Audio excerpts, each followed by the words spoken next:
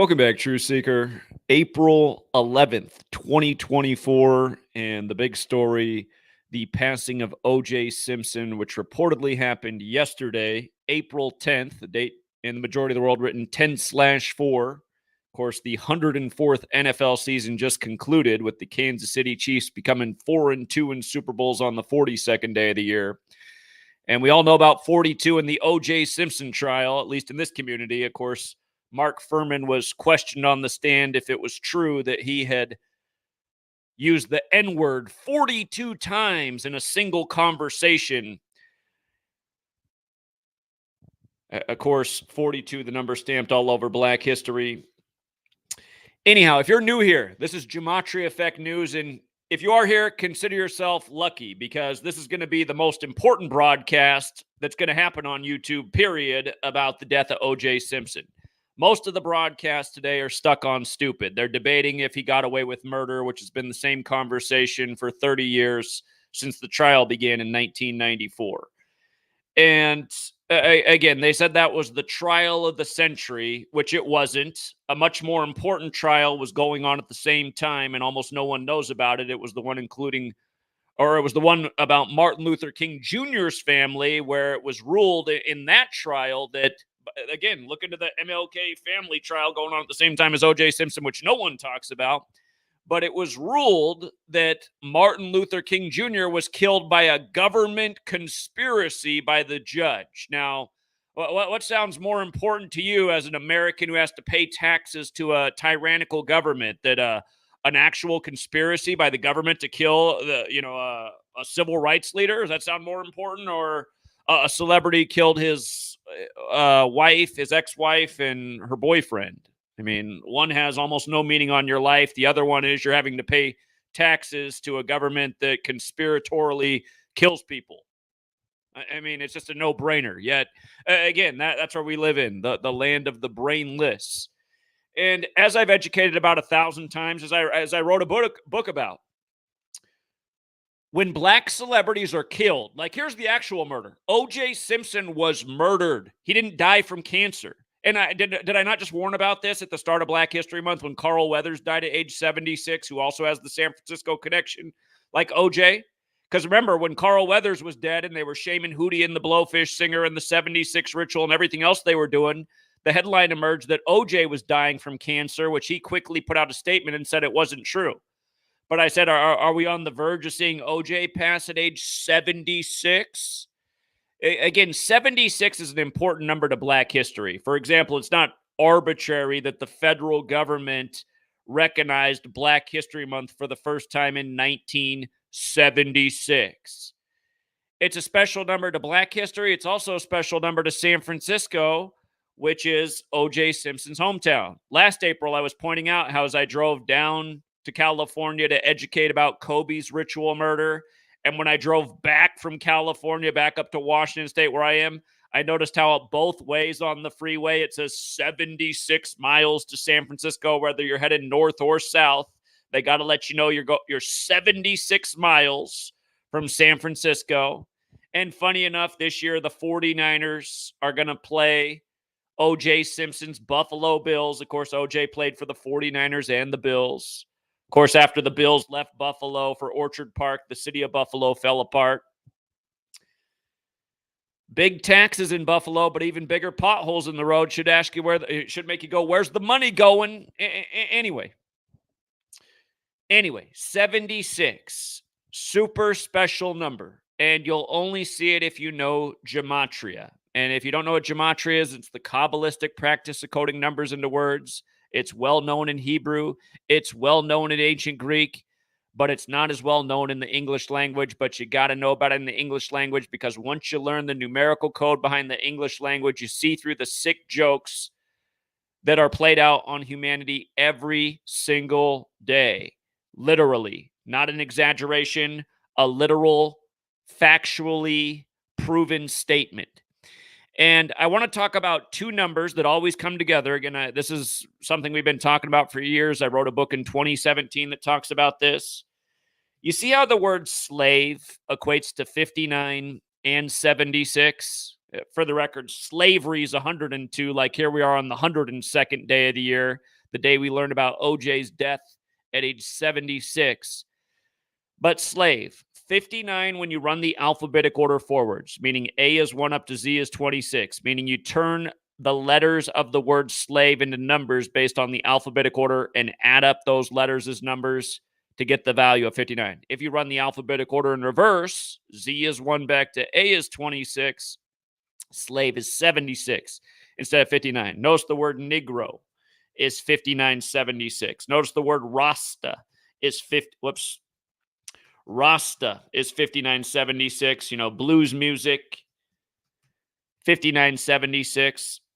But big pattern with this number, and it's biblical. Again, the most famous verses in the Bible about slavery are Ephesians 6, the verses 5 through 9. And then the next most notorious verse in the Bible about slavery is Acts 7:6.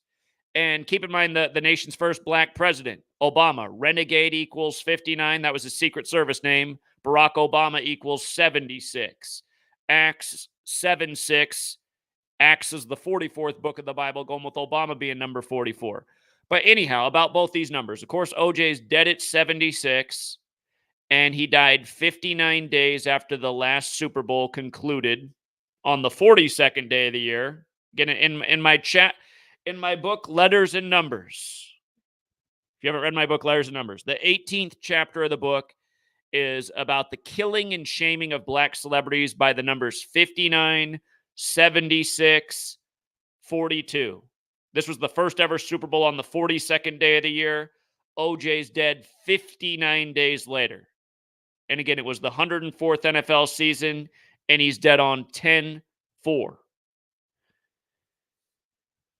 Here, let me just go through every point about OJ's death by the numbers. So if you're new here, this is the alphabetic order forwards and backwards. There are 4 base ciphers, okay? The other 2 ciphers are just using numerology.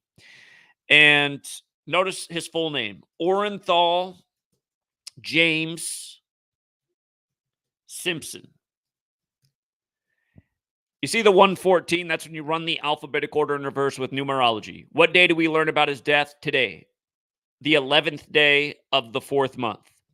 The 84 stands out because, of course, this week began with the 8th day of the 4th month, and the big story was the eclipse that day through the United States of America. And what was the last major city it went through in the U.S.? It was Buffalo, OJ's most remembered football team. OJ's dead right after the eclipse that went through Buffalo on the 8th day of the 4th month. And if you're new here, that 84 is no slouch of a number. Again, it's a number that defines this nation. And OJ with the trial of the century, more like the distraction of the century that kept everyone from paying attention to the more important trial going on at the same time, the one about assassinating Martin Luther King Jr., who, by the way, was, check out the gematria of Martin Luther King Jr., just to make a point. Martin Luther King Jr., 114, okay? Same number. The OJ trial going on at the same time as the trial where it was ruled that he was killed by a government conspiracy. And if you're new here, of course, MLK, who assumed the name Martin Luther after the Protestant Reformation leader who wrote the 95 Theses. It goes with why MLK was killed on the 95th day of the year. But notice, in light of OJ being a San Francisco, California native, notice the gematria of San Francisco, California, 102. The news breaks on the 102nd day of the year. San Francisco alone has the 76. Dead at 76, news on the 102nd day of the year. Simple. We covered the slavery piece. For the record, his lawyer who said if the glove doesn't fit, you must acquit. Notice Johnny Cochran's birthday is 10-2, right? 10-2, a bit like 102, like slavery, like here we are on the 102nd day of the year. Johnny Cochran died at 67. That's a very fateful pattern with death. Of course, it's the reflection of 76. Something interesting. We've seen a lot of the number 192 this year. If you guys watch that here, just so you can see Barack Obama. Barack Obama, 76, right? His Secret Service name, Renegade. Renegade, 59. But he had that movie that got all the attention at the end of last year about the destruction of this nation, and it's called Leave the World Behind. Leave the World Behind. I want you to see how it's 192. Again, we've talked a lot about this number this year while Skull and Bones is 192 years old, the powerful secret society out of Yale that's connected to so many things. It matters that Leave the World Behind equals 192 because at the end of the film, you see the name Commodus on the wall, and Commodus is connected to the fall of Rome, and Commodus died in the year 192. But the thing about this is from Johnny Cochran's birthday anniversary to OJ's death is 192 days, and a big number with Skull and Bones is 76. And remember, they had their monuments up in Georgia, the Georgia Guidestones that were talked about depopulation. And then the last rule was be not a cancer on the earth. And then they came down on 7/6 on the 76th birthday of George W. Bush. And remember, his father was the 41st president, like Skull and Bones is 41. His father's birthday is June 12th, the day leaving 202 days left in the year, which is the day of the supposed OJ Simpson murder that he got away with. And then again, the son's born 7/6. But we've seen a whole ton of cancer stuff since March 22nd of this year. Like it's I know cancer's been a thing for all of our lifetimes, but it's if you've been paying attention, it's been like in crazy mode since March 22nd. Remember, that was the day the Georgia Guidestones turned 44 years old, and Kate from the royal family came out and said she had cancer that day, and cancer equals 44, like chemo equals 44, like kill equals 44, like Georgia, the fourth state, equals 44, like Chick-fil-A equals 44, and Chick-fil-A on the same day the Georgia Guidestones turned 44. Here, let me show you. Isn't Chick-fil-A like this? I think I got it right. I think it's Chick, F-I-L-A. Yeah, that's how it is. Chick-fil-A is 62 and 44 like Georgia. You see that? Georgia, same thing. 62, 44. Notice how the word genocide's the same thing because, again, the Georgia Guidestones were a monument of how the Earth's population needs to be genocided, literally. It's literally what they're about because how the Earth's population needs to be reduced to 500 million. Be not a cancer on the Earth, the last thing it said. So I just want to point out how now OJ just said he was fine. He didn't have cancer. He denounced the rumor that the media put out in February, and now they're going to report that he's dead from cancer. But by the same old code, when we've been saying this for years, that they report a lot of these celebrities are dead from cancer when that's obviously not really what they died from. Didn't they say it was pancreatic cancer? Haven't we seen this a million times with black celebrities? Pancreatic, whoops. I don't know why I started right. Kidney. Or hold on. I need to double check. I'm messing this up. It wasn't pancreatic. It was. I'll double check what kind it is. It's the kind of cancer that equals 59, like slave. We'll come back to that when my mind's not slipping. But yeah, Skull and Bones. Remember, Skull and Bones is very important to the NFL too because Walter Camp, Skull and Bones member, is who American football is credited to. So him dying at 76 as a former NFL player, not an accident. And again, the Bills being 7-6 versus the 49ers at the time of his death at 76, not an accident. Again, it's like we've been explaining for all of these years. The NFL is rigged and scripted. Who doesn't see this? The same people who are still, again, people don't like the things I say, but the things I say are mostly true. This population's brain dead. That's why they still watch TV to get their news. And then they regurgitate what they see on the news, which every day is nothing but a mass propaganda device, a mass mind control device, all low vibration crap, pretty much all propaganda, pretty much all false, needless information, pretty much all agenda oriented. I mean, do you think it's an accident that you got the Rodney King beating by the numbers and then the Rodney King riots by the numbers? And then right after that, on the back of that, then you get the OJ Simpson racially divisive story from the same city by the numbers. And let's not forget the year of Super Bowl 50. We were explaining why the white Broncos were going to beat the Black Panthers in the Huey P. Newton Bowl in tribute to OJ Simpson, and why Von Miller was going to be the MVP. Again, we called all those things in week 3 of that season. We had the Super Bowl dead on, the Super Bowl MVP dead on. Again, week 3 had all these things dead on. And why there'd be a Black Panther tribute at halftime. Again, if people don't know, the Black Panthers began in the Bay Area, and all their original meetings were in Catholic churches, like how we're on the Catholic Church's calendar. Again, it's the Jesuits gave us the calendar. Again, if you guys are new here, it's the Jesuits and the Catholic Church that run this world. And if you don't know that, pull your head out of your ass. That's why we're on their calendar. That's why we're speaking their language. It's why orders like Skull and Bones, which are related to the Catholic Church, are connected to everything. That's why everything every day goes back to the Pope. Again, we're on the Pope's calendar. And by the way, the first Jesuit Pope, Pope Francis, he's named after St. Francis of Assisi, just like San Francisco is. Okay, so OJ played for 11 seasons. What day do we learn about OJ's death? Do we learn about it on the 11th day? Of course we do. What's black equal? Oh, that's right. Black equals 11, For all the black people who don't like being called black people, the one thing you can embrace is 11 is the master number, and the color you've been labeled has that encoding. And you see how black is 11 and 34, just like Jesus? If you're new here, you should see how often they bring these numbers together when they kill black men. Bob Marley movie was called One Love. One Love. They killed Aston Barrett on the 34th day of the year, 11 days before the movie released. You see how Jesus is 74? Like Marley's 74, who started his solo career in 74. Aston Barrett died on his 74th day of his age. 74 in numerology, 7 plus 4 is 11. Anyway, OJ Simpson, arguably the most divisive black man in U.S. history. They got to tell you about his death on the 11th. Of course, football is a game of 11 on 11 as well. His July 9th birthday made him a prime suspect for a murder hoax on America, Murder 79.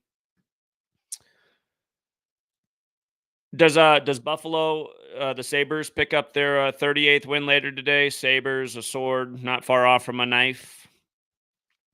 But OJ was born in 47.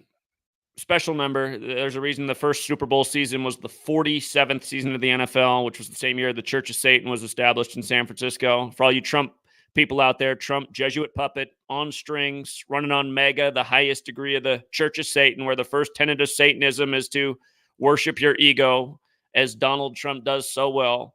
They said OJ Simpson was a very big egomaniac as well. So, again, we're not defending the character of OJ Simpson here, but I'm also not judging OJ Simpson. I didn't know him. I know he's an athlete. I know he's an actor. I know he was in Naked Gun 33 1/3 right before the whole murder hoax. And again, you learn this code, you'll see. Remember what I was just saying about him being dead at 76 in Skull and Bones. The murder supposedly happened on George H.W. Bush's birthday, the day leaving 202 days left in the year. Now dead at 76. You know what I mean? By the way, he died 41 days before Josh Allen's birthday, the current star of the Buffalo Bills. Go figure that 3 of the 4 Skull and Bones numbers are right there. And there might be a 149 in this that I just haven't spotted yet.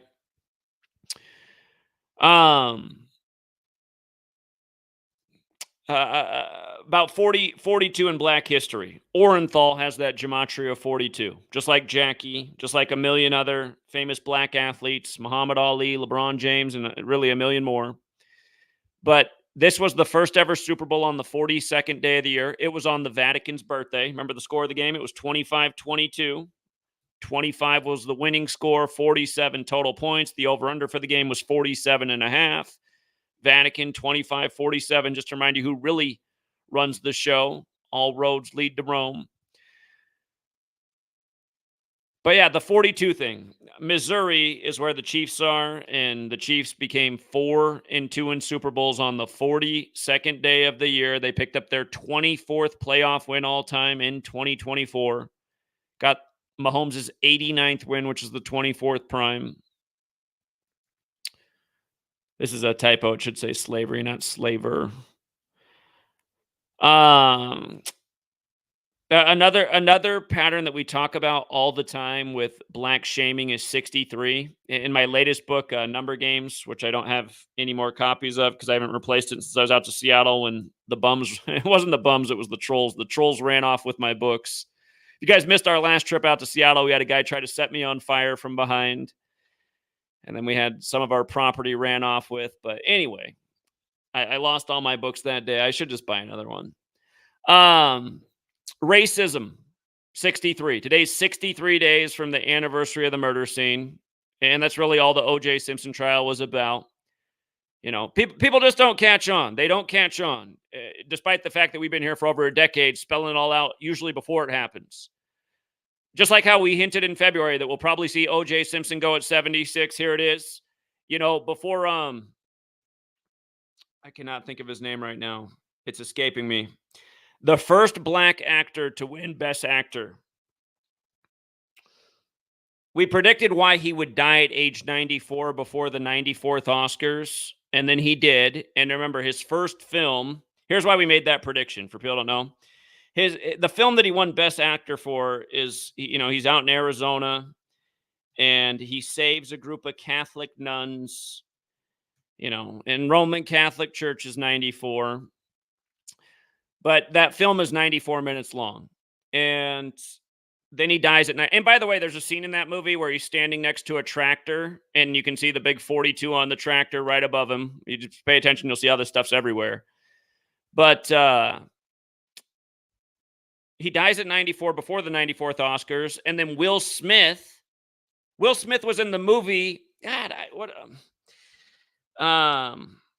I got to get the actor's name because Will Smith's in the movie where it's based on supposedly a true story where the story is that he lied and said that he was the son of that actor. But anyway, remember what they had to do to Will Smith when Will Smith wins the Academy and then he supposedly slaps Chris Rock and then he's banned from the Academy. Sidney Poitier. Will Smith's in that movie where he pretends to be the relative of Sidney Poitier, the son of Sidney Poitier. I forget exactly how it is, but that's also part of the joke. And Sidney Poitier has the famous slap scene. So then Will Smith at the 94th Oscars is having to slap him in. But the point I'm making is, again, in the world of entertainment, the psychopaths, they sacrifice people of all races. But you pay attention, it's like, you know, what are all the races of the world? There's white, there's black, there's Hispanic, there's Asian. I guess if you just want to say those are the four quadrants.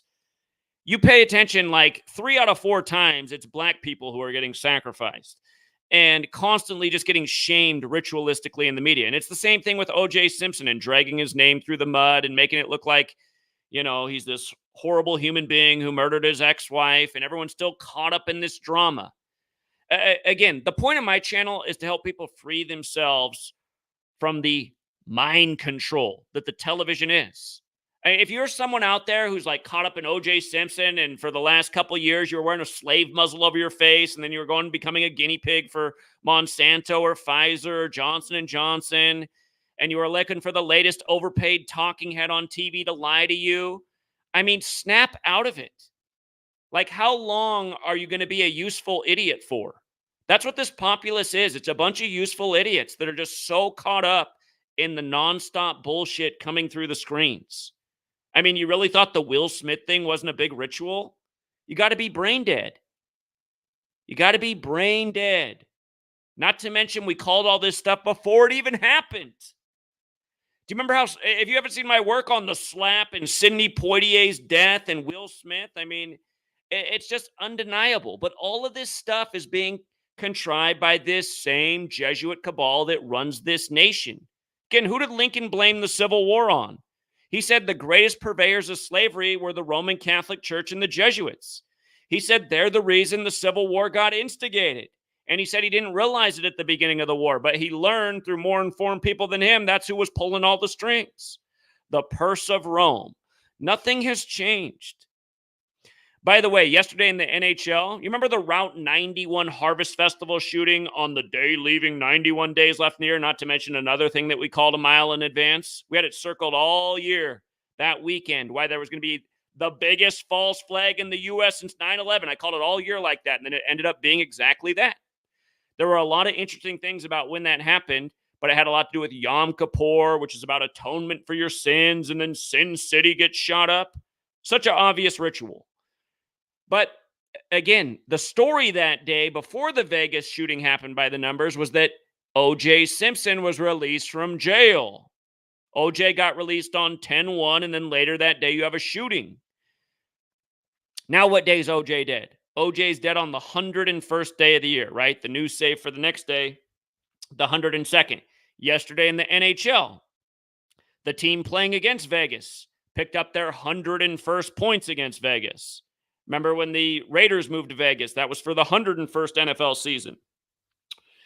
You start to pay attention, you start to see how sports are scripted, how news is scripted, how certain numbers are connected with cities, why rituals happen over and over in circles and cycles. So yeah, Orenthal James Simpson. You know, God, I was watching the news coverage of this, and they had to bring up in the news broadcast that one of the curious things about the day OJ was arrested is that he had a glass of orange juice with him. I mean, when you hear stuff like that, can't you just tell that you're being made fun of? The man known as the Juice, because he was OJ. And when he got arrested, he just happened to have a glass of orange juice with him. Somehow I'd never heard that all these years, but I saw the news talk about that today, and I said, are you kidding me? Are you kidding me? Are you kidding me? It's like Supertramp with Breakfast in America, how their album was one of the many predictive programmings for 9/11. Breakfast in America. 9/11 happens at breakfast time. The cover of that album, the lady's holding up a glass of orange juice right in front of the World Trade Centers. Another topic. But, yeah, just, again, I mean, it's just a society stuck on stupid, man. Still emotionally invested in the OJ Simpson murder trial. Oh, he got away with murder. How many people's live streams are like? There's this fat slob on YouTube called Vosh. I don't know why anyone watches this guy. He's got his camera all zoomed up. You can go see his big, fat, ugly face. Always talking a whole bunch of nonsense and bullshit. Today's got 10,000 people in his stream saying OJ's finally dead. How come YouTube allows that to happen? That sounds like a pretty evil headline. Who's rooting for anyone's death? I get my shit taken down for pointing out facts. I get the whole channel deleted for calling January 6th before it happens dead on the money. Lose a whole channel over it for supposed medical misinformation. Doesn't even make sense. But some big, fat, ugly slob can have 10,000 people watching his live stream cheering for the death of OJ Simpson, an actor on the world stage.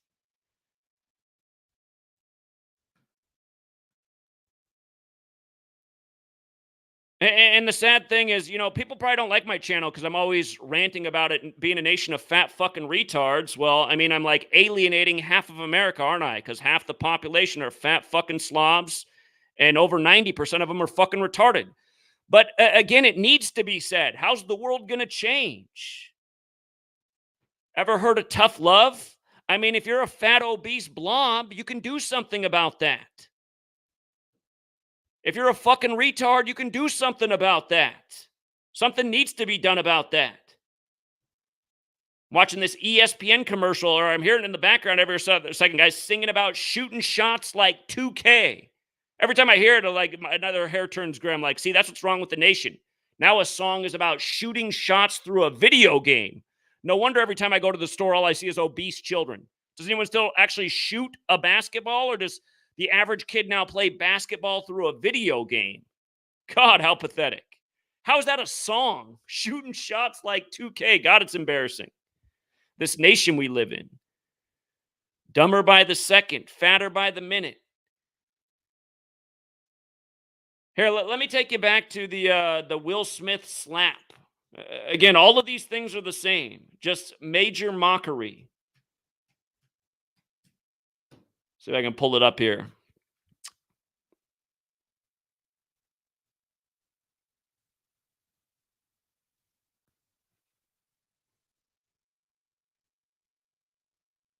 I think this is the right post. I just want you to see how perfectly synced this was with Sidney Poitier's death.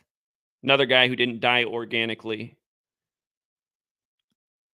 Rock got slapped 48 days after his birthday. for the G.I. Jane 2 joke, for the record. Hollywood and Illuminati, 48. That's why they always got all the predictive programming. It was 191 days after Jada Pinkett's birthday. Big number for the Society of Jesus. Diddy, that's right, Diddy was speaking out about it, and now we see, just like we said, watch how bad it's going to be for Diddy at age 54, just like how it was for R. Kelly at 54, and he's literally got the same lawyer that prosecuted Diddy prosecuting him, and she's from Georgetown, which was established by 54-year-old John Carroll. But hold on, where's the Sidney Poitier piece? I have several posts on this, so it's possible it's in it. Oh, yeah, Juwan Howard had just slapped a dude, and people compared Juwan Howard and Chris Rock.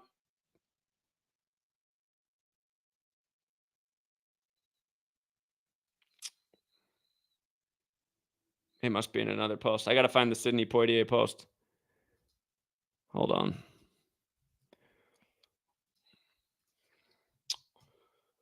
Sidney Poitier. Let's see. Here we go, right here. All right. Sidney Poitier died at 94, 80 days before the Academy Awards. For the record, Bavarian Illuminati is also 80. That's where the Illuminati was founded, Bavaria. And from Will Smith's birthday to the slap, 183 days. Sidney Poitier, 183.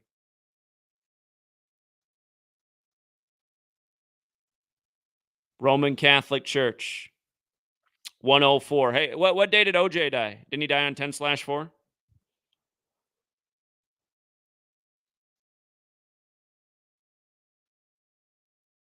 Yeah, look at that.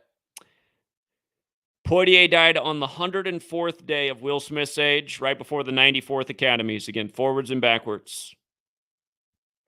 That's also a reminder of Will Smith when he received the Lifetime Achievement Award at the MTV Music Awards. Will Smith, the football player of the Saints, was killed that day. And if you go back to that, when Will Smith won the award at the MTV Movie Awards, the color theme was gold and black that year, just like the Saints. Can't get more Catholic than the Saints. But yeah, there's a gazillion examples like this of just how perfectly planned all of these rituals are. You could also say Sidney Poitier died 103 days after Will Smith's birthday. Best Actor, 103. Let's not forget what they did to Kobe and how synced that was with Will Smith, too. Will Smith went from Philly to L.A. like Kobe, and they synced up the two's deaths. Alopecia, and the next thing you know, Bruce Willis has something else with a similar name, and then poor Bruce Willis, you can tell that he sold his soul. They got that guy putting out a Z-rated movie every week. It's like working this guy to death.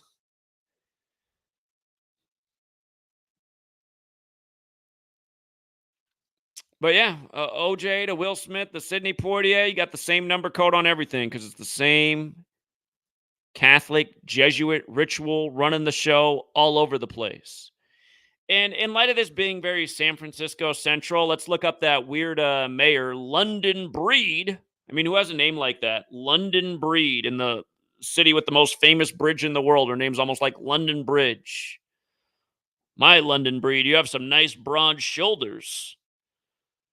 She has a chin that could rival most male boxers.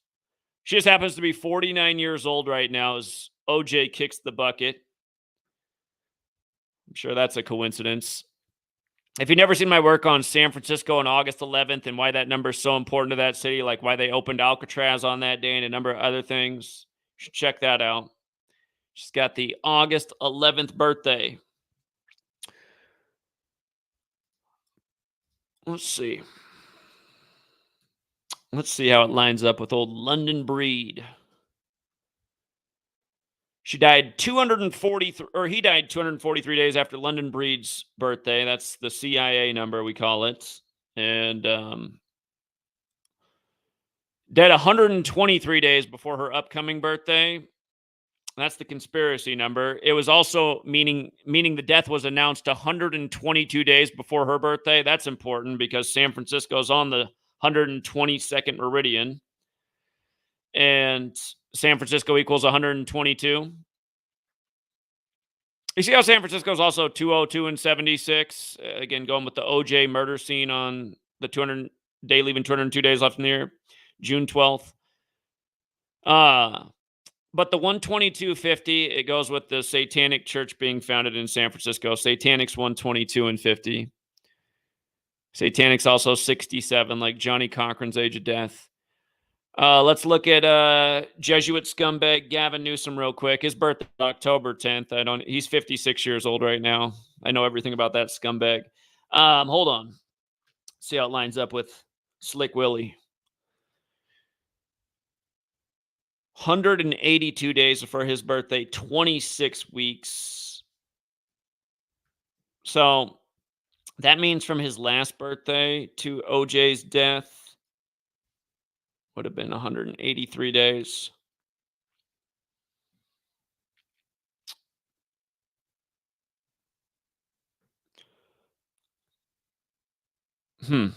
He died at the midway point of Gavin Newsom being 56. Death was 183 days after, 183 days before. That number, we call that the order out of chaos number, but I'm overlooking the greater significance. It is interesting he died at the midway point, though. Again, it's 41 days from Josh Allen's birthday. I suppose we should look at Brock Purdy, the 49ers Mr. Relevant. Let's see.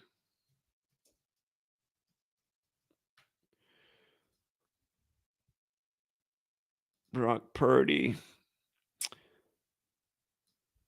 So today is 106 days after Brock Purdy's birthday. That means yesterday was 105 days after Purdy's birthday. The upcoming NFL season's the 105th. So that's interesting.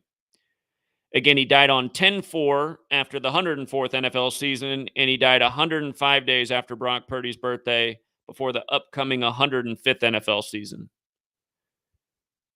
And as we covered, OJ, he played for the Niners and the Bills, and he's dead at 76, and they're going to play each other in the upcoming year. And I guarantee you, the day they play, it's going to be a ritual paying tribute to OJ's death. No doubt about it.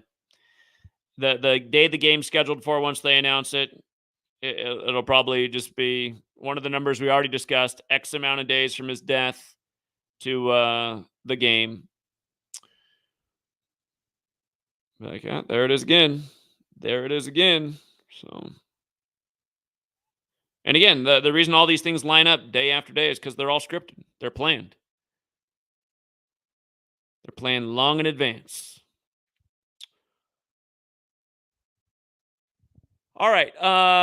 We got some callers on the line. I'm going to switch over the audio setting here so we can hear the callers. My audio quality is going to drop down. I'm going to sound a little bit more clear. All right, that's the new audio sound, but it's going to pick up the callers much better. If you guys want to phone into this call board, the line is open, and first up is 352. 352, you're on. Hey, Zach. So on Easter Sunday, you had some troll call in, and his name was Steve J. And I thought that was so ironic because my dad's name is Steve J. And he was, and he died 12/16/1997. But I thought it was ironic because the first one I recorded, he said Steve J, and then he said Steve J the troll. Right now, I'm thinking you're a troll. Let's talk about something relevant, not a troll. Do you have a call about the OJ Simpson ritual murder or anything related? Yeah, I'm getting to that. Dude. Calm down, man. All right. No, I'll come back. Let me go out to 931. What's up, 931? Hey, what's up, Zach? Yeah, what's up? So I was just wondering, did you see what you're talking about with OJ Simpson, saying that he didn't have cancer? Are you referring to the video of him by the pool? It was in Black History Month. It was like we were talking about Carl Weathers' death at 76, and then also in the headlines was OJ had cancer. And we said, look at all these 76 rituals right now. And then OJ was saying he doesn't have cancer. So That was back in February. Right. That's why I'm trying to figure where you saw that. You say he didn't have cancer. I was just curious because I was wondering if you got it from the video that he's sitting by the pool. Because there's a video of him sitting by the pool like some days before the Super Bowl came, and well, he didn't say he didn't have cancer or anything, but he did say he was in good health and he was getting over something soon, and he'd be back on the golf course. But what's interesting about the video is he's sitting in a 49ers jersey with number 19 on it right before the Super Bowl happened. I was just wondering if you've seen that video. I didn't see that. But yeah, for people who forgot, the entire Super Bowl, like we called before it happened, was going to be all about Joe Montana again. Joe Montana wore number 16 for the Niners, 19 for the Chiefs. They even had the score at 16-19 1 point before it went to overtime, 19-19. And then the Chiefs become the first team to go back-to-back in 19 years as McCole Hardman scores his 19th career touchdown. And again, for all you guys who just can't grasp the gematria, McCall Hardman, 58, like it was Super Bowl 58. 68, it was his 337th day of his age, the 68 prime. And notice how 112 goes with Chiefs 112 and Super Bowls 112. I don't know what you're doing with your sound right now, but it's what are you doing? What you said? What am I doing? You're making crazy noise through your mic right now.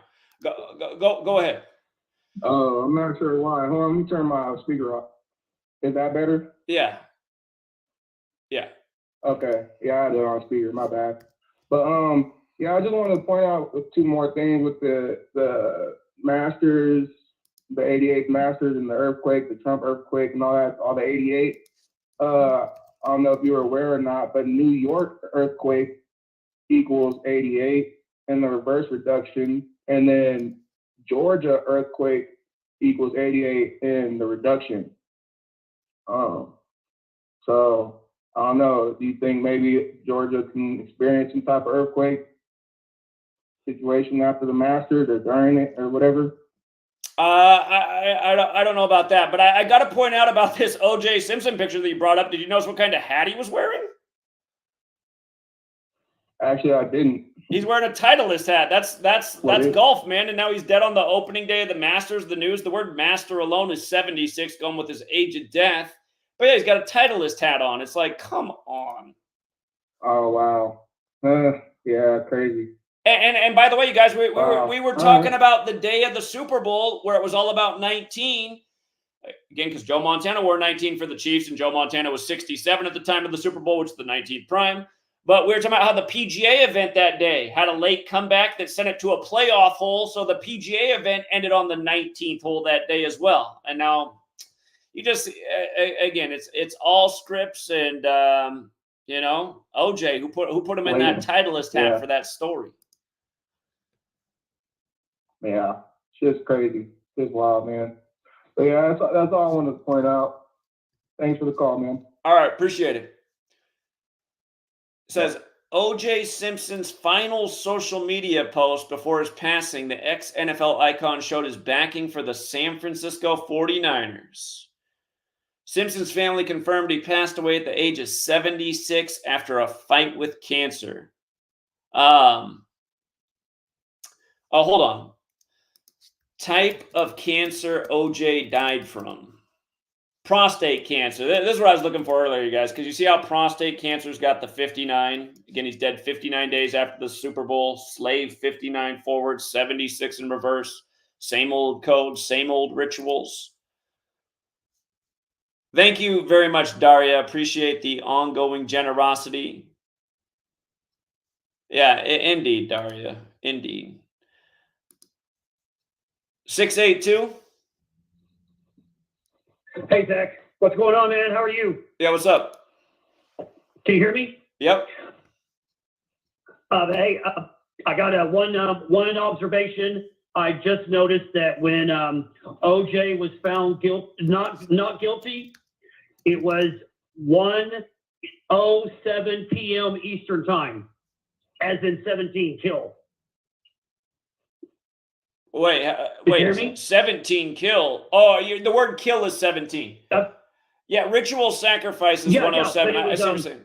I see what you're saying. Yeah. He was found not guilty at 1:07 p.m. Eastern time. I see. Get it? Yeah. No, I do get it. Okay. I do Hey, get that's all it. I wanted to say, man. All right, appreciate it. By the Have a way, good day. in my first book, you guys, Letters and Numbers, I have a big section on the OJ Simpson murder hoax, which is what it is. Look how Titleist, you guys, is 114 and 102. You see what a sick joke this is? Today's the 102nd day of the year. It's 11/4. It's the day the Masters begins. And you think about golf, it's historically a race of sport. That was a big focus when Tiger, was coming up. But the word master, the singular, is 76. OJ announced dead. A big sports star is a big sports event. I mean, just same stuff we talk about over and over. Just blatant.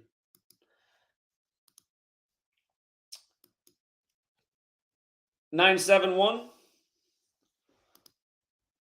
Yo, what's going on, man? Yo, it's crazy how they taking these motherfuckers out like that, man.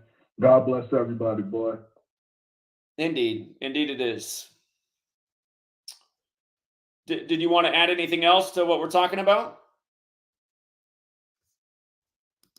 I guess he was just in and out of here. You just want to say that. All right, appreciate it. Shout out to Open Up. Open Up points out that, yeah, it's true. Today's date numerology, the day this is announced, has 59 date numerology. And again, he died 59 days after the Super Bowl on the 277th day of his age, which is the 59th prime. And over, just same things. Yeah, prostate cancer. That's the same thing they said Chadwick Boseman died from. And remember, Chadwick Boseman, we have the receipts. We documented how all of the internet changed Chadwick Boseman's birth year. Chadwick Boseman really died at age 42, you guys, on the makeshift Jackie Robinson day. Remember, they shifted that day because of COVID that year? Go back and look. We got all the receipts. I got all the documentation. Every single thing. IMDb, Google, Wikipedia, all those things shifted his birth year by one so that it wouldn't show that he died at age 42 on the makeshift Jackie day. And of course, Chadwick Boseman was in the movie about Jackie, named number 42. And then also, he died on Jack Kirby's birthday, who wrote Black Panther. And if you look into Jackie Robinson, he was supposedly in World War II and was in the tank brigade called the Black Panthers. And then, of course, the Dodgers went on to win the World Series that year, just like how Kobe died at age 41 while traveling from Catholic Mass on the Pope's 41st day of his age. And then LeBron won the finals for the Lakers that year. That was also got shifted because of COVID, which is another scam, which set up all these rituals perfectly. But the Lakers win the finals on Father-Daughter Day, exactly 41 weeks after LeBron's birthday, when we talk about LeBron and the King rituals forever. Like when he won on the real King James's birthday for the Cavs, when King James's son was King Charles, and those who fought for him were Cavaliers. What's up, 607? Yo, you know the song The Story of OJ by Jay-Z? I don't. It was a popular Jay-Z song back in 2017. And, I don't even know who Jay-Z is. Are you saying Jay-Z? Jay-Z, yeah. Oh, okay, yeah. Go ahead. The story about, I don't know the song though. Yeah, it was a pretty big song, but it came out on June 30th, 2017. And June 30th is the Celtics coach birthday. And the Celtics, their record right now is 62-17. Like Jay-Z equals 62-17. So just another coincidence. Okay. All right. Appreciate that observation. Yeah. You know, I'll tell you something else. Just personally, why just everything about OJ Simpson annoys me so much. I was in 7th grade when the verdict was made for OJ Simpson, and that's middle school. And every class in middle school had, this is back in the day when they rolled in the TV. You know, sometimes you'd watch the VHS cassette in there, but all of us were made to watch the OJ Simpson verdict. And my teacher at the time, I still remember her name. It was Mrs. Nice. And now her name's Mrs. Bottolato because she got married. But Mrs. Nice was all annoyed when he was found innocent. And I forget exactly what my remarks were, but I said, I think it's good that he is innocent. And you know what Mrs. Nice made me do? She made me go sit outside. The way our campus was like open campus, kind of like California style, even though we're up here in Washington State. But I had to go sit outside along the brick wall, and it was, I forget what they call that class, block class. It was like almost 2 hours long. So she had me outside for almost 2 hours because it was right at the beginning of class, all because my input was that it was good that he was innocent. And really, I just wanted to ruffle her feathers because she was all annoyed. But it's just like, I mean, just how stupid is it? It's like, why are we even watching that in school? Because the school is nothing but bullshit. It's just indoctrination and just, I mean, what a joke. That's what we had to watch that day, the OJ Simpson verdict, like it even mattered. Should have been talking about how Martin Luther King Jr.'s family, they got the ruling that his family, or MLK, was killed in a government conspiracy. No one knows about that. They all know about, thank you very much, Sue. I appreciate that. They all know about OJ, the big distraction, the distraction of the century. Let's go out to 908. Hey Zach, how's it going? Yeah, what's up?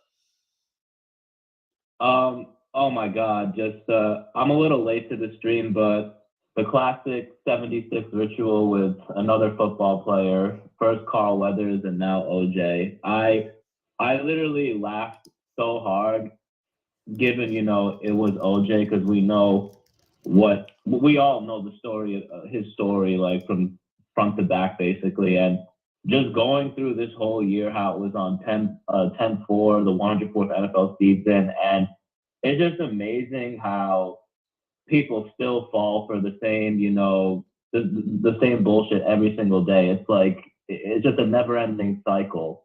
And ever since, I try to tell people, you need to get hip to this stuff, because otherwise you're just going to be spinning in the same hamster wheel over and over again. Like, me personally, it was just like, it's just another day that ends in Y.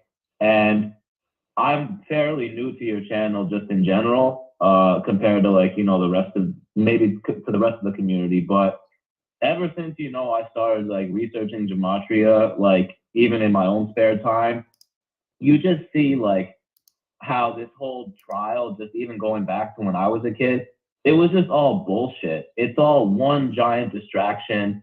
It wasn't even meant for us to be viewed that way. It was just nonsense. Like every lawyer, if you look at their background, was either Yale Skull and Bones or is Jesuit educated, and just some of the names you run through the calculator, like Marsha Clark, just everybody. And it's like, come on, yo, like this is what they do, is they just try to hypnotize people into thinking this shit is important when it's really not. We have bigger shit to worry about. And it's like, I'll never understand how people, want to revisit this shit that happened, 30 years ago. I mean, it's almost like good riddance. Thank God it's finally over. But it's just like, man, it's every single day. And I know it has to annoy you even more than anyone when people still don't want to listen to you.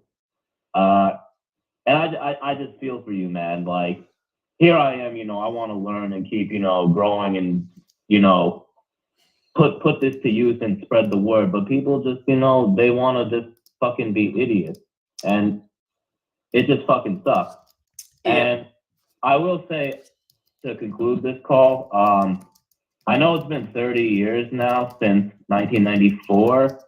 And I don't even know if this is a real good analogy, but 30 years ago, the Rangers won the Stanley Cup. And again, I don't really follow hockey that much, but I looked at the standings and they're doing pretty well this year. I'm curious to know if this OJ death could be connected to that, because if they're trying to mimic, everything that happened back then. But I just found that, the timing interesting, because they tend to put these, they put the numbers together. I haven't done too much extensive research on that. And also, if you look at the guy who drove OJ back to his house during the Bronco chase, it was his high school teammate / college teammate, I think. His name is AC Cowling. If you run if you look him up on Wikipedia, today OJ's death until that guy's birthday, I think, is 67 days. And we know blood sacrifice, human sacrifice, there's a bunch of 67s with that. So I just found it, again, interesting. And of course, we know it's a joke, but that's all I had to say.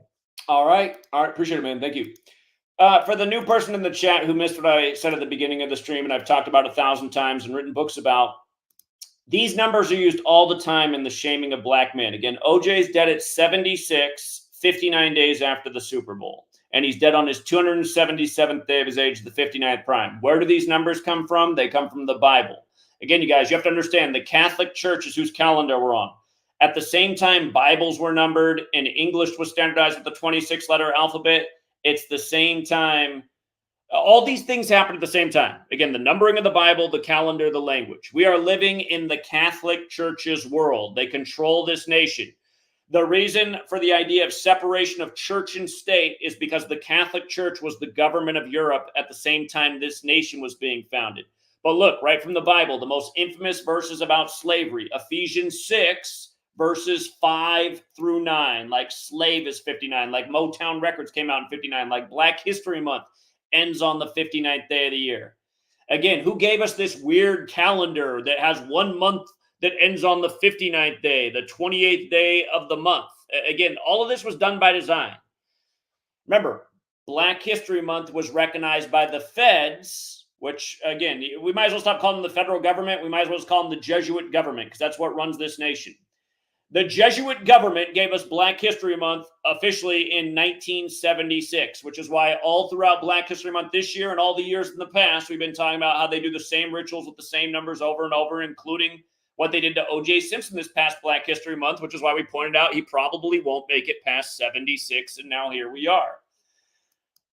But here's the verse. Slaves, obey your earthly masters with respect and fear, and with sincerity of heart, just as you would obey Christ. Obey them not only to win their favor when their eye is on you, but as slaves of Christ, doing the will of God from your heart. Serve wholeheartedly as if you were serving the Lord, not people, because you know that the Lord will reward each one for whatever good they do, whether they are slave or free.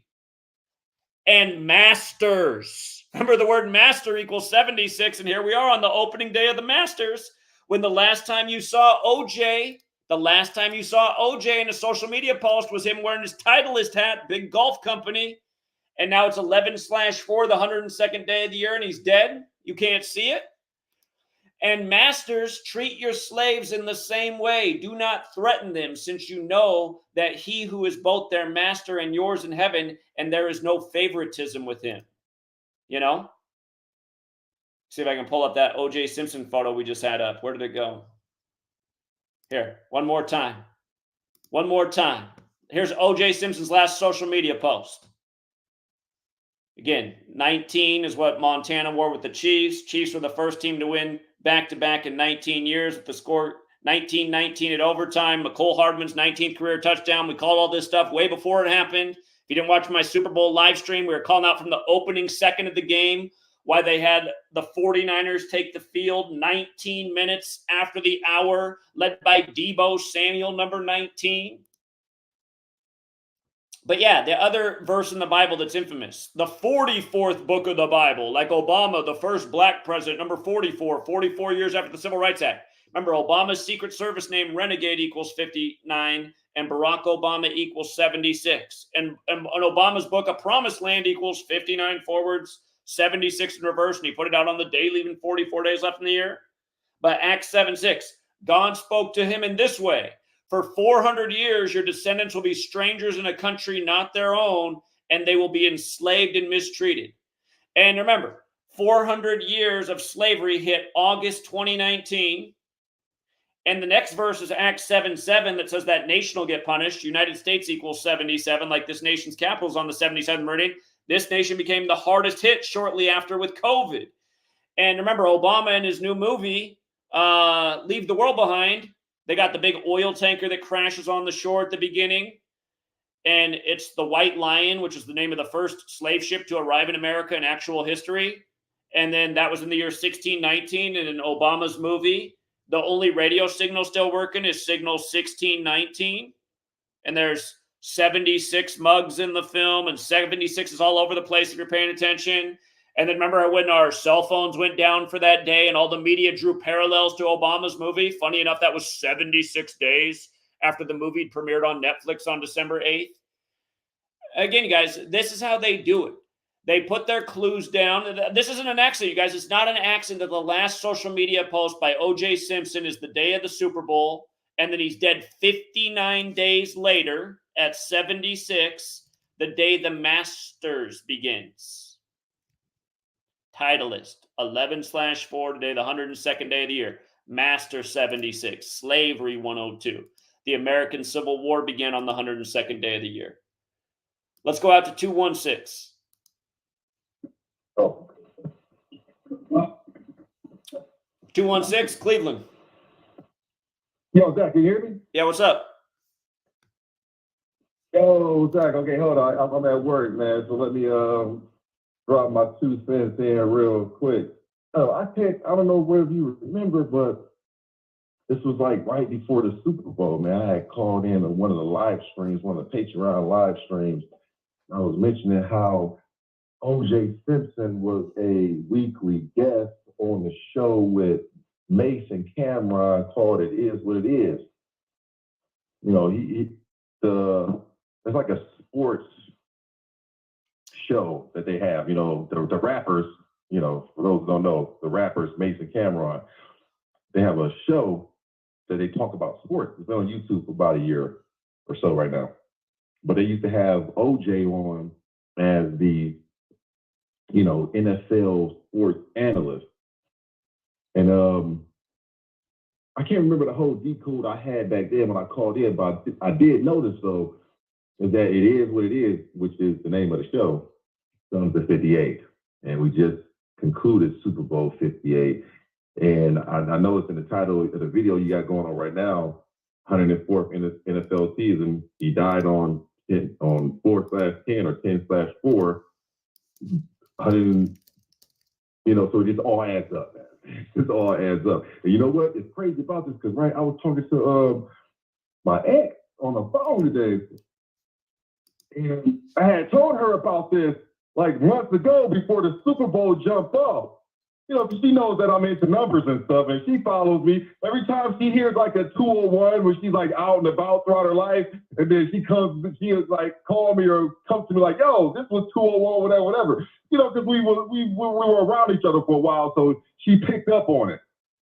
So, you know, when I was talking to her earlier today on the phone, and, you know, she was like, oh, man, you know, OJ Simpson just died. And she started saying, oh, like, you caught this. Like, I remember you was telling me something about OJ. And I was like, yeah, you're right.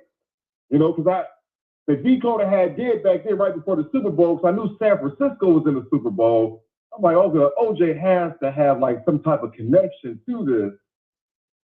And, I was watching the show, you know, the It Is What It Is show with Mason Cameron. And I'm like, okay, well, something definitely is up with this. You know, there's no way that OJ is just miraculously, like, back in the media, like on this show, without there being like some type of numerical connection. But when I was talking to my ex today, man, yeah, she was like, yeah, OJ died. She was the one who told me.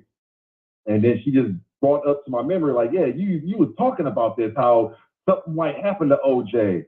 And the decode that I did back then, the numbers just like connected, like, hold up, OJ's time might be up. It just so happens today, man, here we go, man. It's sad, man, but, you know, it is what it is, man, at the end of the day, man. That's pretty much all I wanted to say for the day, man. Indeed. It is sad, and I do recall your call, and, of course, Mason Cameron used to have that song in the 90s, Horse and Carriage, and it's sad the way it works. Appreciate it. Thank you. All right, Zach, thanks for picking up a call, bro. Take it easy. Yeah, you too.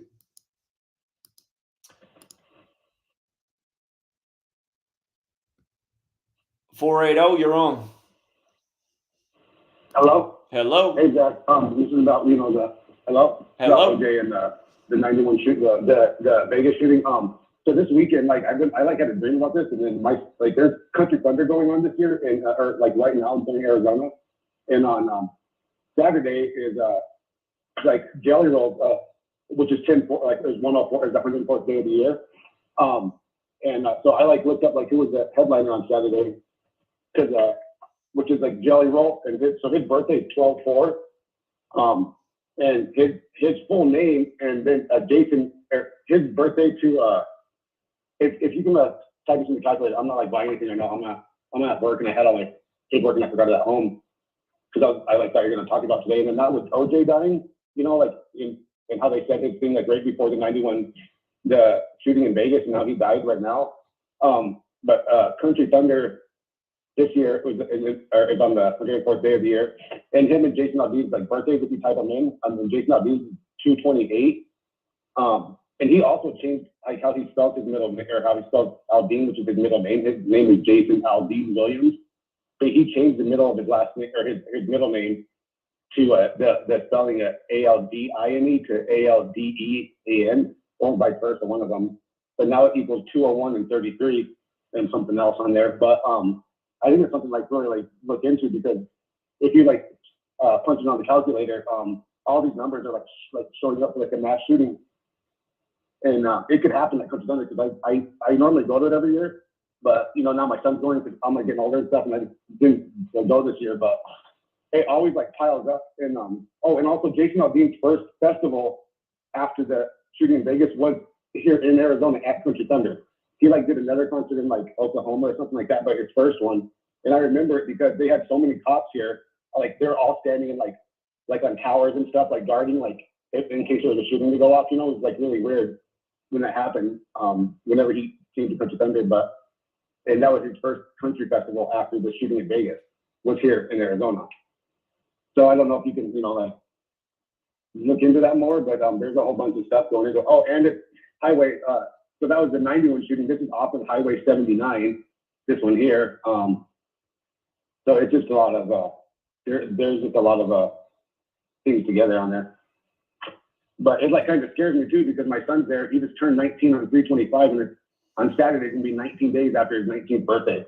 Okay. All right. Appreciate the call, caller. Thank you. I'm sure your son's fine. Don't get carried away. You can like hear the hysteria in their voice. For the person named O in the chat, I just like literally responded to your question and laid out the 59 and the 76 and the Bible and the historical significance. I mean, are you listening? I see the person is well, what does it mean? I just explained it all to you. Like, some of you guys are so busy in the chat and typing, you're not even listening. Stop typing and listen. Maybe then you'll have the answer to your question. Try reading my books too. You know, I've laid it all out in 2 books. 716. Hey, thank you for taking my call, by the way. You called it out when you went to Buffalo. We were in Buffalo. Yeah, you came to Buffalo and you said exactly what was going to happen during the top shooting. And you spoke to the people and you warned us what was going to happen, and it did. And then, can you pause real quick? I'm glad you brought it up. I did go out to Buffalo after the top shooting, and I explained how they synced that thing up with OJ's 74th birthday, because the shooting happened on the 74th birthday of Israel while OJ was 74 years old.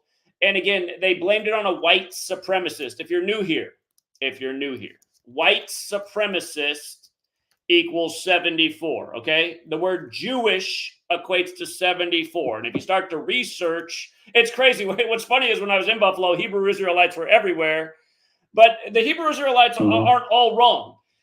The identity of who the true Hebrews are in the Bible has been stolen, and those people look like the Hebrew Israelites and like OJ.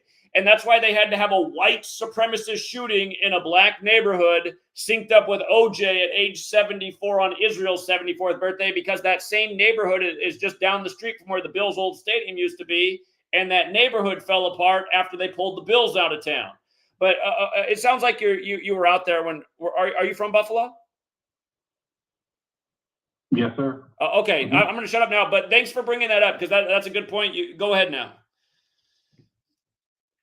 Thank you. And I called you before about, the NFL being rigged as opposed to it being a production, and I was actually in agreement with you. I wasn't trying to be rude or disrespectful. I follow everything you say, and I agree everything you say. My question is, a couple of questions. I thought Daryl Tiley was going to be next because of the news about Daryl Tiley struggling and all that rigmarole that. Hold on. Hold on. I didn't catch the name you just said. You thought who was going to be next? Daryl Tiley, the linebacker. That name's familiar in my mind, but I got to pull it up here. Daryl Tiley.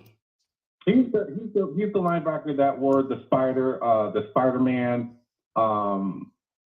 He's a 90s player, you know, during the Four Falls of Buffalo during the Super Bowl years. Daryl Tiley, number 56. Yeah. Okay, I'm listening. Go ahead. And there was news that he wasn't doing good, and I was like, oh, here we go. And then Jim Kelly wasn't doing well with the cancer, and then Mark Levy. So I'm like, what else is? So my question is there going to be implications of the Bills, this narrative of the Bills doing good? You know, Josh Allen with his fakeness. And my other question is, do they actually sit down in the office and figure out all the numbers? Like, how are they getting this? How could they put the NHL, NFL, news, the Jesuits, how do they do all this? And my final question, I'm not trying to, you know, berate you with questions, is who's going to be next? What do you think is going to happen? Is Mark Levy, he's up there in age, are they going to make a narrative off of him? Like, and I believe that Buffalo, the city of Buffalo, is going to be a complete circus shit show, photo op like it was during the top shooting. I'm going to hang up and listen, bro. Thank you for having me. God bless. Peace. Sure. Last offseason, we had all the Ravens dying, just nonstop deaths connected to the Ravens. It's possible that you see something similar with Buffalo this offseason. And just like we said last year, we were 1,000,000% certain the AFC Championship was going to be the Chiefs and the Ravens, which it was. And at the beginning of the year, we said it's either going to be the Ravens or the Chiefs in the Super Bowl. Once the playoffs came around, it was obvious that the Ravens were dead because the Chiefs had every 58 ritual going, including dropping the Ravens to 5-8 versus the Chiefs in the AFC Championship, while Andy Reid stayed on 58 losses with the Chiefs. And, you know, the Chiefs started the wild card round, becoming 5-8 in the wild card. So it was obvious that the Ravens were dead meat. But again, we knew all those deaths for Baltimore showed that they were going to a big game, which ended up being the AFC Championship. And you see the trolls always hanging around. They're like, oh, what happened to the Ravens? It's like, well, what are you saying, troll? I mean, all year we said it was going to be the Ravens or the Chiefs. And don't forget, Norma Hunt died by the numbers. She died on 6-4 before the Chiefs' 64 season, going with Lamar Jackson having 64 passing yards at halftime versus the Chiefs. What a joke. But, yeah, I see this poor guy right here who we just brought up, Daryl Tiley. Let's hope that nothing happens to him. But he's 63 right now. That's another number that's fateful for Buffalo. That was a big number in the top shooting as well because Buffalo's 63, and so is racism. And I just made the point about how OJ is dead 63 days before the anniversary of the murder scene. So that's probably also part of the joke. I talked about where it fits in with racism, which is true, but it does also fit in with Buffalo. So I don't like to speculate on who's going to die next. I mean, we've done that in the past. Sadly, we saw Prince's death before it happened. Again, Prince died on 4/21, the Queen's birthday, when he had the hit song, I Would Die For You, number 4, letter U. Used the 21st letter. He dies on 4/21. Again, Vanity died that year, the day of the 58th Grammys. Purple Rain equals 58. That was his girlfriend from the time of Purple Rain. Next thing you know, Prince is dead a couple months later. Again, this stuff that they do with the ritualistic deaths, the paired deaths, the people dying days apart from each other that have these historical connections. I mean, it could be a bad offseason for the Bills in terms of former players and coaches. I mean, let's hope not, but OJ's a sign that, yeah, it could end up that way. So it remains to be seen. 213. You're on 213. Zach, can you hear me? Yeah, what's up? Hey, what's up, Zach? Okay, I had some 128s connected to this that I wanted to share because I know about the Key Bridge and the 128s that took place. So I looked and they had did OJ's like time and death at 10:28 a.m. this morning. And then their big news story that they had out was like Caitlyn Jenner's response to it. And I know that person's birthday is on 10/28.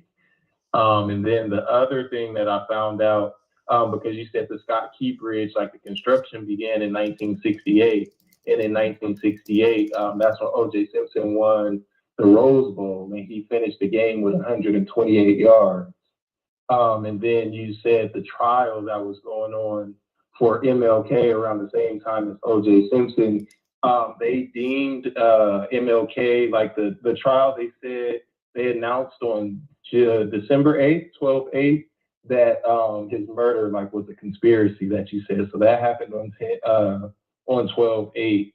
And then that's also when the mayor of Baltimore was sworn in on 12/8. And then I also know that that was when Obama's movie hit Netflix. So it's just a bunch of like 128 still that seem to be falling in line that I noticed that tied to OJ. And just about 128. What that number is in numerology is 11, because 1 + 2 + 8 is 11, and we know that's encoded in the word black. And we know OJ played 11 seasons, and now the news is announced on the 11th day of the 4th month. So, yeah, it's a good observation. Where did you get the piece of information that he died at 10/28? I'm trying to find that. If you just look it up, just go on OJ Simpson, then you can put 10:28 a.m. and it's on like the article that says his time of death was at 10:28 a.m. It shows it on like the first one that pops up on Google. Okay. Yeah, I'm gonna take your word for it. I'll find that article. But yeah, I do see that Caitlyn Jenner's birthday. Yeah, and it's just funny. Caitlyn Jenner, what another joke. Oh, okay. Yeah, that's interesting. All right. I'll look more into it. But yeah, great observations. I appreciate it. Yes, sir. Appreciate you. Yeah, and I see that comment in the chat. If you guys forgot that, the other year at the big tennis tournament, that protester went out on the court and it said we have 1,028 days left. So 1028, 1028. You guys missed our work on what they just did with the Key Bridge. You guys missed the Key Bridge work? Again, the whole world should know about what we exposed about the Key Bridge. I mean, just so many things. But it came down on the 86th day of the year. It got 86th on the 86th day of the year when Key Bridge equals 86. And it was exactly 86 weeks after Nancy Pelosi shook hands with the leader of Singapore on Francis Scott Key's birthday. And then the Singaporean ship takes it down. And then, of course, it came down at 1:28 a.m. and bridge collapse equals 1:28. And it came down 128 days before Francis Scott Key's birthday anniversary, August 1st. And then they had Amy Klobuchar from Minnesota on TV all day talking about their bridge collapse, which happened on Francis Scott Key's birthday. I mean, just major ritualism. And again, why would they take down a bridge? Well, did you see how much money they now got from the taxpayers because of that? We're going to pay billions of more dollars to the government that's going to get shipped off to certain contractors that's going to make them really wealthy while we pay for it, plus interest to the bankers who also make money. And did the bridge need to come down? Did there need to be billions of more dollars from the taxpayers that are going to make certain people rich? People ask these questions like, why would they do it? Because it's called stealing from the people, ritualistically. That's why. That's what's been going on this whole time in this nation. Anyway, let's go out to 908. What's up, 908? Hey, Zach. So I had two observations. So I don't know. I didn't get to that part of your book yet. I do have it. I didn't see what you wrote about OJ. So I don't know if you're aware, one of his kids died by drowning. This was way back in the day. It was his daughter. Her name was Aaron Simpson, Aaren, and she has Jesuit order in 3 of the 4 ciphers. So that was number one. Number two. Actually, I should ask before I go to the second question. Did you write or have you ever covered her death? And do you think it was a sacrifice for after his like NFL career, maybe like to pay in blood for like getting famous and stuff? I don't know. Like, do you think it was, or do I think what was what? His daughter? his youngest daughter died. I don't even think she was 1 year old. But he blamed his first wife on the death of his daughter, but it happened in Well, look at it. It 1979. died. The daughter died in 79. Like his birthday is 79. Like murder's 79. Yeah, I've actually never looked into this before, but I mean, yeah, we've seen this a bunch in the world of celebrity when a child dies. You know, it even happened to JFK. JFK's child died right before his assassination on the day, leaving 144 days left in the air. And the next thing you know, he's dead 144 days to meet with the Pope. And the next thing you know, RFK's dead at 1:44 in the morning. And the next thing you know, RFK Jr. is running for president 144 days after the Superior General's birthday when Jesuit orders 144. So, you know, I'm sure it wasn't an accident. Yeah, I have to go back and look at that story. I love when you I love when you recite, you know, the way you do, because like when I catch these things again, I'm not as polished, you know, as you are. And that's why, you know, I come to you and I ask you this stuff because, and I just found it odd because it happened in 1979. I didn't get the exact date, but that's the year he retired from football. So I'm thinking to myself, was this like a payment to the cabal after, you know, having a storied NFL Hall of Fame career?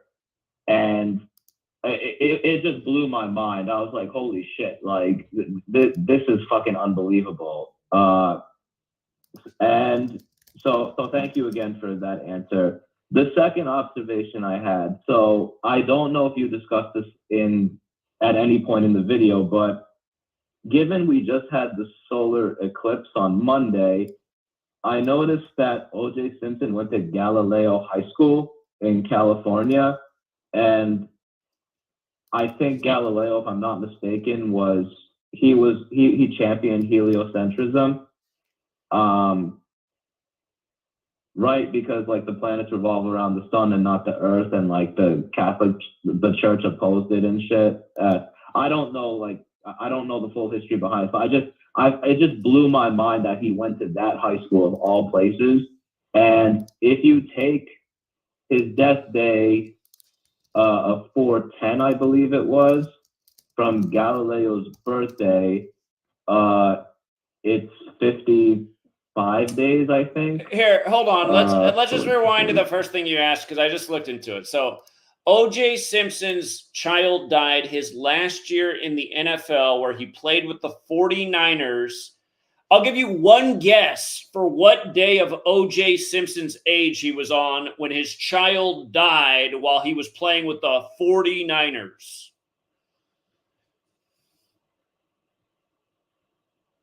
Um, 201?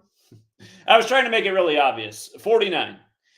So his 49. Yeah, and again, NFL for people who don't know, NFL equals 49. Super Bowl, for example, is 49. America's 49. Who remembers when the 49ers beat the Chargers with 49 points? But American football is credited to a Scottish Rite Freemason. That's another 49.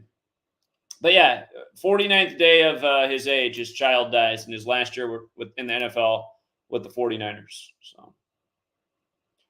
Oh, good grief. That's insane. I literally didn't even know all this. I just saw that his daughter died. I remember this as a kid, like when his career happened, and I was like, I remember his daughter died, and I was just like, I had to get the name again, and I put it in the calculator.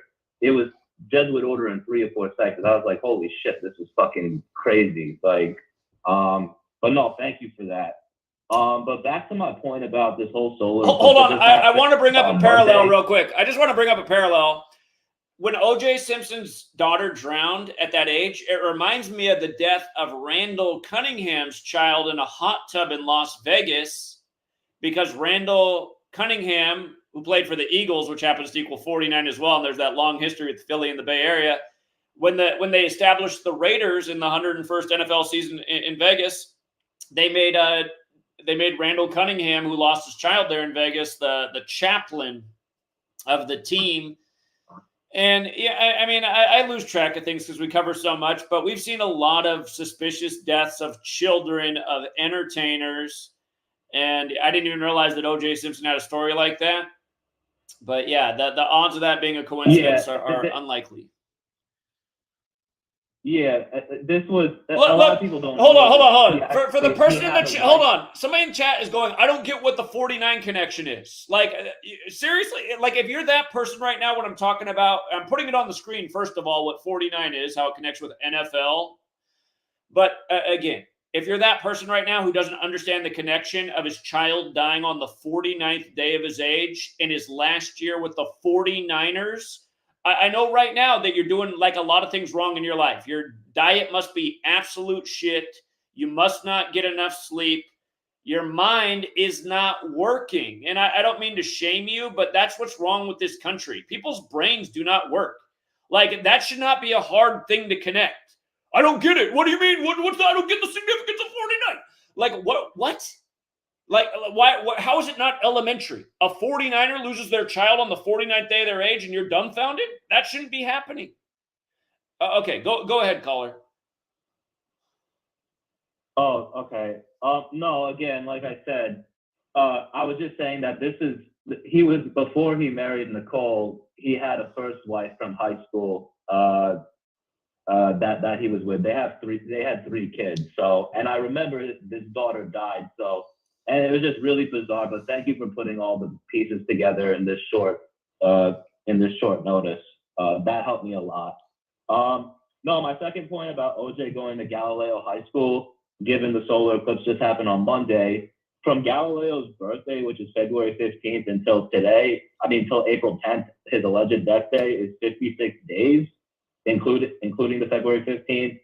We know 56 Society of Jesus. And then from January 8th until today, which is when he died, I believe that's an additional 15. I'm sorry, I can't do the math right now, but there was significance to this that I caught. It's okay. We have a lot of people on hold, and you've already called in once. So anyway, we'll save it for next time, man. But I appreciate it. Yeah, thank you. Appreciate it. Yeah, later. Yeah, try to only call in once, you guys. There's a lot of people trying to get in. 407, what's up, 407? Hey, Zach, how you doing? Yeah, what's up? Can you? Oh, great. Hey, I'm sure it's all over the news. I don't watch mainstream, but God, I grew up a little bit older than you, so OJ was prime time from me as a child. But people are going to forget what an incredible player he was. Number one, number two. Besides Jim Brown, who was in the movies, OJ was the Michael Jordan of his time with the commercials. By the way, hold on.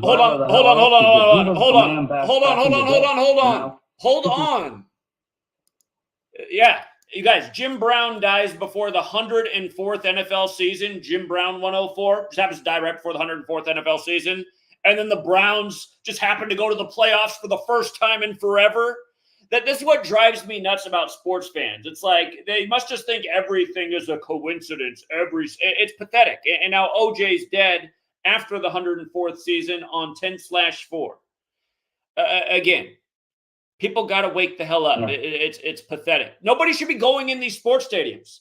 No one should be going to these games. First of all, they're rigged. What are you doing paying all this money for a rigged, overpriced competition between a bunch of sellout athletes who don't give two shits about the fans? You'd be lucky if one person's on the teams, even from your state. And then to realize they're ritually sacrificing people. Like, I still see people in this community go, like, post on their social media that they're at the game. I'm like, really? You're going to the game when you're aware of what's going on? That makes you part of the problem. Anyway, go ahead. No, you're completely right. Completely right. I mean, I may put on YouTube to watch some games from my childhood just to get my brain on something else, but I can't watch sports today. We've had that conversation in the past, but real quick, I think I have your book. I don't think it was in there. Maybe I missed it or I forgot. What really do you think was the whole thing about the murders, 30 years ago? Was that a complete story? Any reality there? What was your take on that? The OJ Simpson trial from 30 years ago? Is that what you said? Right. The whole Again, it was right. It was in That was LA your again, and it main was right take after on the that? race riots of Rodney King that was by the numbers. And for the person who's new here, just like how OJ's dead 59 days after the Super Bowl, Rodney King's another 59, the slave code. But yeah, it's just all racially divisive crap, and everyone was so. I mean, that's how everyone felt about the trial. Like white people were mad that he was innocent, and black people were like, finally, a black person gets a break in court. I mean, that was pretty much the cliff notes of the whole OJ Simpson thing. Just more racially divisive crap right after OJ Simpson. And by the way, about him being dead 30 years after that trial, again, slavery equals 30. It also equals 102, like we get the news on the 102nd day of the year. And then slavery is also 42, like Orenthal. And again, it's not an accident he's dead 30 years later, because you know what? I was talking about that fat slob who's doing a stream today, like who's got 10,000 people watching, saying like, this is justice finally. No, it's not. But the sick joke about justice, and for all the people who feel that way today, because I was just watching other people's popular streams this morning. A lot of people are like using that word. Oh, finally he's dead. Oh, he deserves to be dead. I hope he's burning in hell. All of you guys who feel that way are morons, okay? If you feel that way, you're a fucking retard. And get as offended as you like about me saying that, but it's true. You're all caught up in the media's bullshit. If you're caught up in the media's bullshit, you're a fucking retard. End of discussion. I don't care if you don't get it yet. You'll get it someday. But the thing about 30 years later in justice is, again, this is the occult. Saturn is the keeper of time connected to death and judgment, and it has a 30-year cycle, Saturn. Saturn's returns every 30 years. So no doubt that's part of the sick joke about OJ being dead 30 years later as well. Well, no, I got you.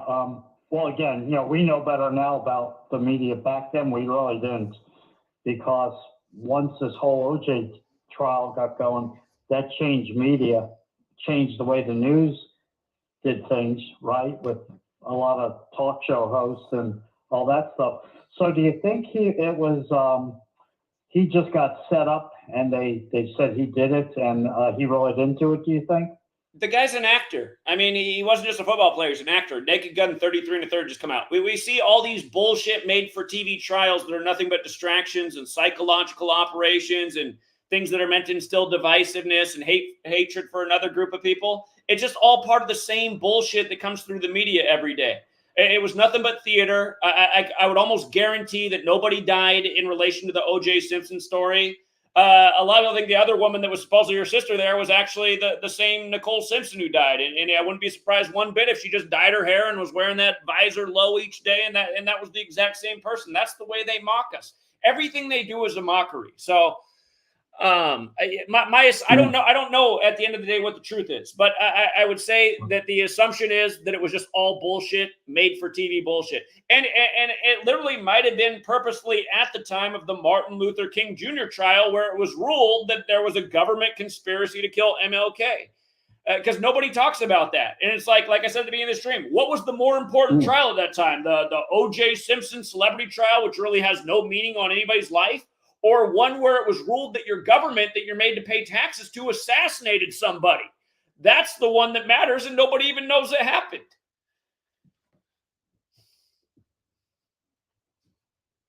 Yeah, no, it was a big distraction. I mean, hate to say it, hate to admit it.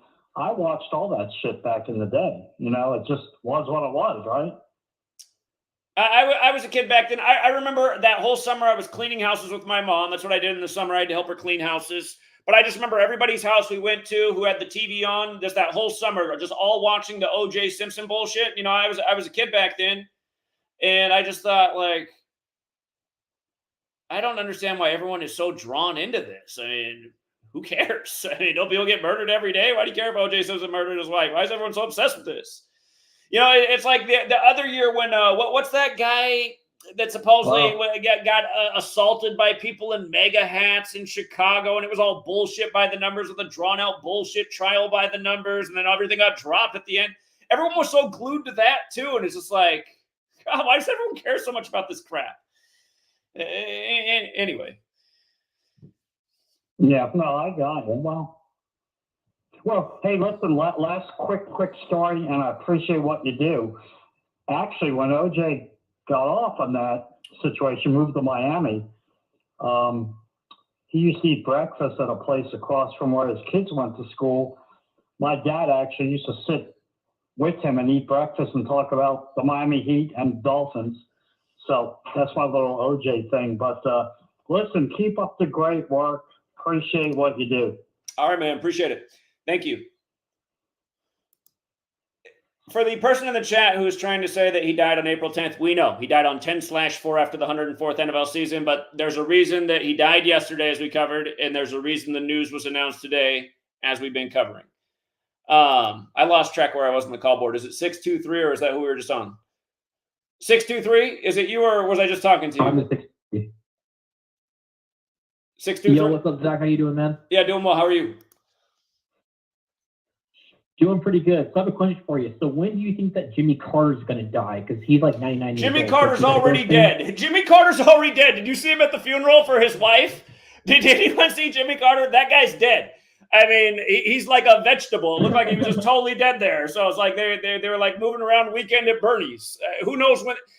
I think the sick joke might be that Joe Biden dies before they announce Jimmy Carter's death. Or the way, you know what? It could be a new Thomas Jefferson, John Adams. They might announce them both dead on the same day. Like, oh, wow, another coincidence. First, they call the election for number 46, Joe Biden, on Jimmy Carter's 46th day of his age. Now maybe they'll both die on the same day. I don't know. But, I mean, they were literally, it was Weekend at Bernie's at his wife's funeral. It was like, I mean, is that guy alive right there? Doesn't look like it. So, yeah, I think he's already dead too, low key. Yeah. They're just waiting. They're just waiting for their planned joke to announce it. That's all. All right. I guess anything else, caller? I guess he's done. All right. Let's go out to 7. Or shoot, hold on. I'll come back to you 470. I hit the wrong button. You're next. 708. What's up, 708? Hey, what's up, Zach? Yeah, what's up? Yeah, I see how you just how you talked about earlier the 74th. You said they did something with OJ's 74th birthday. Yeah, the shooting at the Buffalo Tops was on Israel's 74th birthday, and it was synced with OJ Simpson's 74th birthday. Oh, okay. Yeah, that's what it was. Well, you happen to know that today is actually 74 days before the founding, the day that Freemasonry was founded in London. And that's exactly 10 weeks, 4 days, of course, like it goes with the 104 like you were talking about. Freemasonry's birthday. 76 hours. Freemasonry's birthday is June 24th. The other year we had the building collapse in Miami, and then all of Israel's Mossad was over here to investigate on Freemasonry's birthday. The other year they overturned Roe versus Wade in a big ritual on Freemasonry's birthday. But wait, you're saying that from his death today to June 24th is what again? That's 74. That's 74 days before that date. So not including the end date, which is 1776 hours. And, of course, it's 10 weeks and 4 days. That goes with the 104, as you were talking about earlier. 104th season. He's dead after 104th season. I guess they reported it today, but 10-4. He's dead yesterday, I guess. But they reported today. So I'm just saying it goes with that 104 because that's 10 weeks and 4 days. That's exactly 1,776 hours. It goes with the year that Freemasonry was founded. Just to make some observations here. So they announced his death today, 74 days before Freemasonry's birthday. For the person who's new here, the word Masonic is 74, like the word killing, explaining why 3 of the first 5 presidents died on 7/4, and they made the nation's birthday 7/4 when holiday and Independence Day also equals 74 and a million other things. The 74th day of the year is to remember the killing of Caesar. So he actually died 75 days before Freemasonry's birthday, or a span of 76 days, like he's dead at 76. But yeah, that's probably not an accident. Right. And here's the kicker, though. His last name, Simpson, and all 4 of the base ciphers is the exact same as Masonry. Oh, sure. Yeah. Simpson is like Masonry. Yeah, I know you're right about that. And did you know that also today is exactly 213 days from. Hold on. It's important that Simpson is 105 because the upcoming NFL season is the 105th season. So I have to look at what day the season kicks off here. Go ahead. While you're talking, I'm going to look up what day the season begins. Okay, yeah. So that's actually 213 days from. I'm on the phone. Yeah, that's actually 213 days from the day that the anniversary of when the murder trial started. So that's actually November 9th is when the murder trial started. So today is 213 days from that. I see. Yeah, and we know death is 213. Poor Tupac, he put out his last album while he was live on 213 and then died 213 days later. That's another fateful number, old 213. By the way, so the NFL season is going to begin September 5th, which can be written 5/9 like 59, like OJ's dead 59 days after the Super Bowl. But from his death to the start of the season is a span of 149 days. And to take it back to what I was saying at the beginning, again, American football is credited to Walter Camp, who's a member of Skull and Bones. And look at the four numbers for Skull and Bones up here, 149. So OJ's dead a span of 149 days to the start of the 105th season when Simpson's 105. Skull and Bones is 41. Again, the 41st president was Skull and Bones, George H.W. Bush. OJ's dead 41 days before Josh Allen's birthday, who's the biggest star on the Buffalo Bills right now, OJ's most connected team. 202 matters because the supposed murderer is June 12th, which is George H.W. Bush's birthday. That's the day leaving 202 days left in the year. And then Skull and Bones 76, like OJ's dead at 76. So again, these are the base ciphers, and we see ritual after ritual how the key secret societies that are connected to these things, how their numbers just manifest. And let's not forget, George W. Bush has a 7/6 birthday, and the Georgia Guidestones came down on his 76th birthday on 7/6. And the big words on the Georgia Guidestones were cancer, be not a cancer on the earth. And a lot of people hate OJ Simpson. They would feel like he's a cancer on the earth, and now they're reporting that he's dead from cancer, even though that we know that's not why he's dead today. He's dead because he got murdered. Everyone's hung up on 30 years ago in the hoax murder trial and not seeing how he got murdered by the code because they're not with the times. But anyway, go ahead, man. Yeah, and you were just talking about the Skull and Bones thing, how it's synced up there. I'm not sure if you do the date numerology like this, but I was messing around trying to see if I could get something, and it looks like today could be 41 date numerology if you do it like this: 4 + 11 + 2 + 24. No, you don't do it like that. You don't manipulate numbers to get the number. Okay.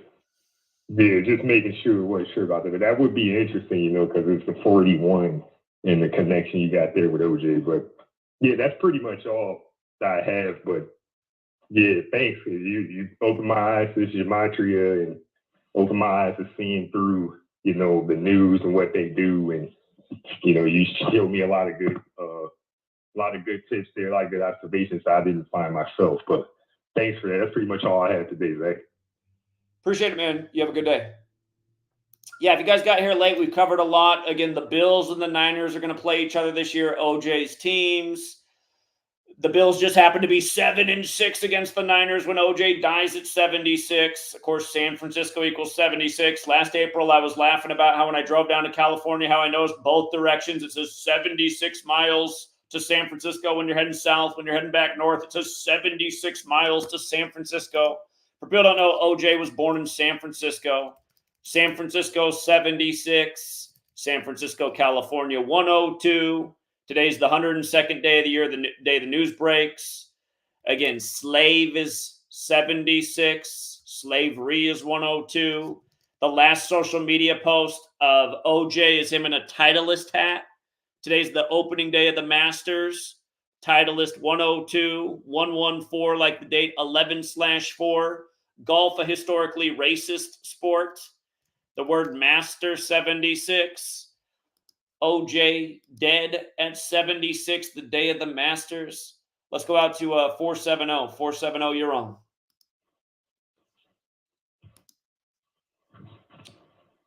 Hello? Yeah, what's up? Hello? Can you hear me? I hear you. I thought my microphone be tripping, Jack. Nah, I was just calling to say what's up. This is Jay. Oh, how you doing, man?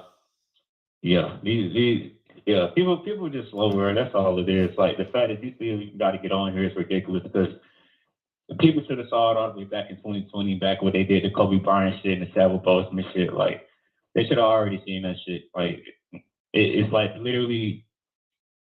That's why, like, I'm just like, bro, like if they can change like the nigga birthday and shit, like they change Savile Bozeman and shit, birthday and shit, and nobody even notices that shit, or enough people don't notice that shit, it's like it doesn't even.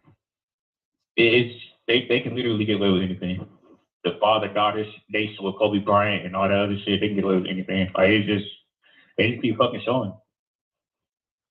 Yeah, they can't get away with anything. I mean, this population's stupid, man. It's like, how many people right now want Donald Trump to come back to save America? It's like, how fucking dumb do you got to be to have even that thought in your brain?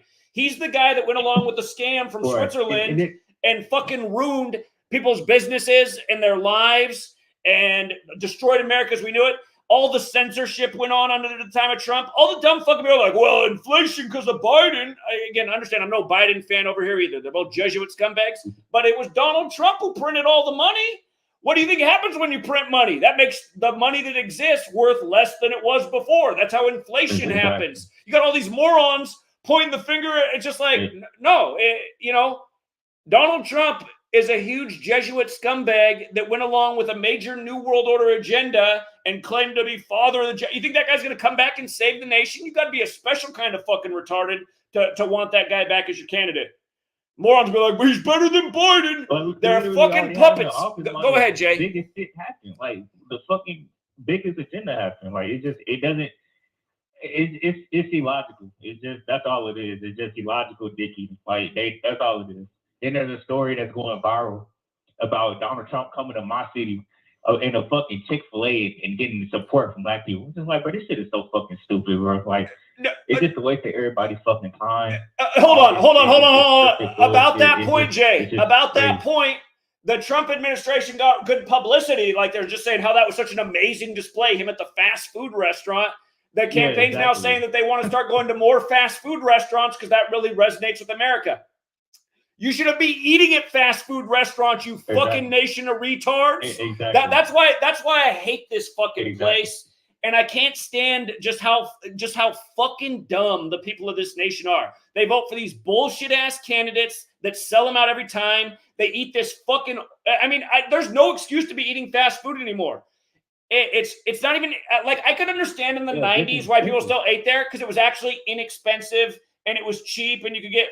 But now it's like fucking in the 90s, a Whopper was 99 fucking cents and it was huge. Now a Whopper's $5 and it's like a little mini burger. It's like, why the fuck are you paying for that? Anyway, go ahead, Jay. Especially Chick-fil-A. No, yeah, I was gonna say like especially Chick-fil-A, and it's just they really it's just all the like the programming that's been fucking done to people. It's like I'm talking about, it's going to be more relatable to Americans. Like it shouldn't even be fucking relatable to us. We shouldn't even be eating that shit. They just told us they finna stop putting fucking antibiotics and they finna stop not using antibiotics with the fucking chicken and shit, and niggas is still finna eat there. It's just like we shouldn't even be touching that shit. We shouldn't even be looking at fucking weight.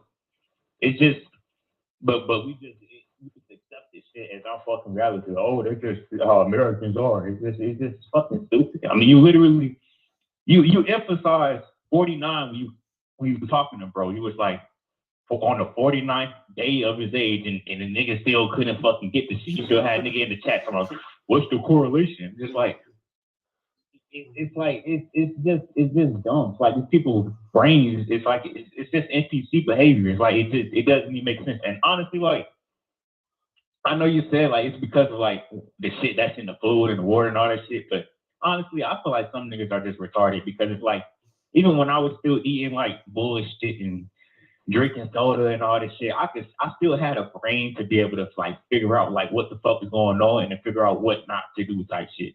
It's like some niggas don't even have like the brain capacity to figure out like, or have enough sense to be like, okay, no, I gotta stop doing this. I gotta stop doing that because that's gonna get me fucked up. Oh, this is bullshit. This right here doesn't make any sense. It's like they don't even have the brain capacity to take those initial steps to just not do certain shit anymore, or to understand that this shit is just gonna keep feeding into the same bullshit repetitive cycle. So they can't even fucking put two and two together on anything. They can't, man. They can't. And, you know, I noticed when I was a child that people were pretty dumb. So I started to feel like the smartest guy in the room by the time I was about 12 years old. So. And just another thing, because I know you said Chadwick Boseman died from prostate cancer. I know what you meant. He died from colon cancer, but I know you know that you just misspoke. What? Hold on. Let me go back and check. I remember there being the 50. That's what it is. You're right. Colon cancer is 59 and prostate cancer is 59. Pay attention to how often when black celebrities die, they report that they died from one of those two things: prostate cancer or colon cancer. The reason I confused it, I just knew they both had the 59 connection. But okay, good correction. And it just pissed me off every time to be like, oh, colon cancer, no, it's so prominent in the black community, like it's fucking in our genetics or some shit. Like the reason why it's so fucking prominent is because all this bullshit we around toxic cleaning supplies, toxic shit in the air, toxic shit in the water. You got fucking teenagers, people in their fucking early 20s, mid 20s getting diagnosed with cancer, and I hate all, like when I go through the comments of these videos, like, oh, I was diagnosed with cancer. Like I hate all these, like, I'm sorry, but I can't stand it. It's like nobody should be catching fucking cancer in a fucking 20. Nobody should be catching cancer, period. But we just accept this shit as our reality. We just accept this shit. It's like, oh, well, you know, prayers be with you. Nah, man, fuck that. We need to get these niggas that's literally poisoning our fucking water supply, food supply. It's like, why do these niggas go unpunished? Why do these niggas keep on going unpunished and just getting away with this bullshit? Poisoning our food supply. The real shit that's untouched is more expensive than all the bullshit and all the fake ass shit. If I go to the gas station, I want to get a drink that's blueberry flavored, it's gonna be way fucking less expensive than actual getting the real organic blueberries. You gotta pay extra for the shit that's not spraying pesticide. They know glyphosate and atrazine and all this shit can cause problems with people, but they still fucking use it because it's cheap. Because everything is fucking cheap. Oh, it's cheaper. But we want to just accept this shit like it's just genetics. Like, no, it's because this shit is all in our fucking environment. It's just fucking stupid. It's like I can't stand people like accepting this shit, bowing down. Well, you know, younger people are just gonna keep getting cancer. You know, just the rates are just getting higher and higher. We already fucking know that we around all this shit we ain't supposed to fucking be around. So how about we do something about that? Change our fucking environment, change the fucking world. Stop putting fucking profits over fucking people. That's what the fucking core issue is. That's what the fucking solution is. To go back to holistic, and it shouldn't even be a word for it. It's just living. You know what I'm saying? Like, it's like now, like people ask me, oh, Jay, you want to diet? I'm not on a diet, nigga. I'm just not doing that dumb shit. I'm not drinking nothing or eating nothing with 10,000 fucking ingredients in it. It's like, are you stupid, nigga? Like, I'm not doing that shit. I'm just not doing that shit no more. Like, but it's like, because all the fake shit has been so normalized that now you try to go back to the real shit and the real way that your ass was meant and designed to live. Now niggas want to look at you crazy. It's a complete backwards ass fucking world. We should not accept people in our generation just getting cancer in their fucking 20s and 30s and all that shit. That shit is fucking retarded. Fuck all that. Oh, we'll just pray to cancer away. Nah, fuck that. Get these motherfuckers that's poisoning our fucking environment the fuck out of here.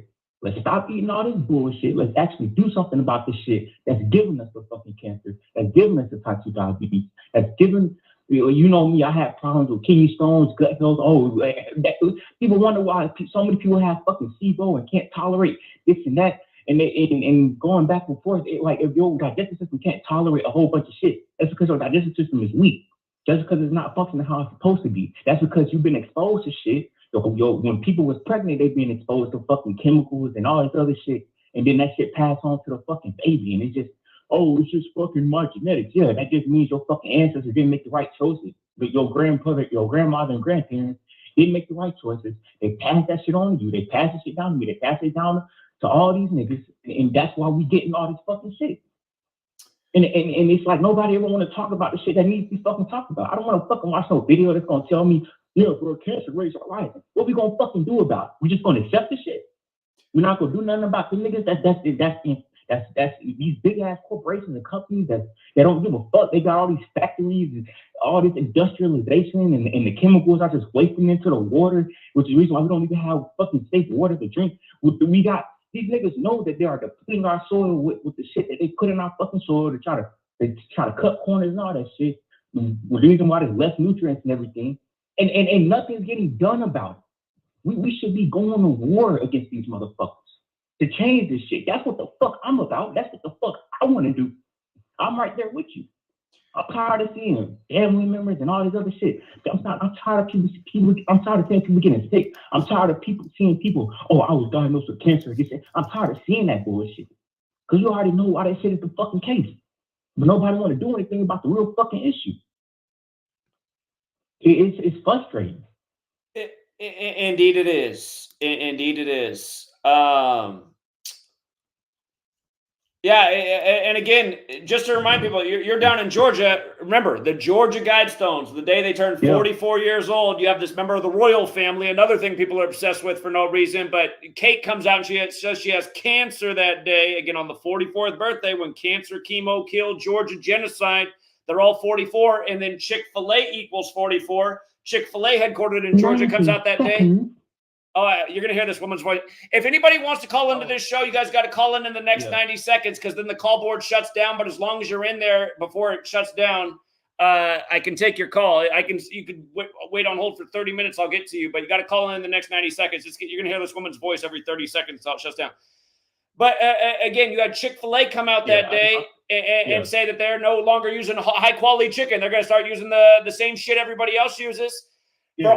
For all of you guys out there who eat chicken, chicken's the most commonly consumed food in America. Most of it is this GMO breeder chicken, this genetically modified chicken that's about profit over people. They're meant to get real fat and grow real fast.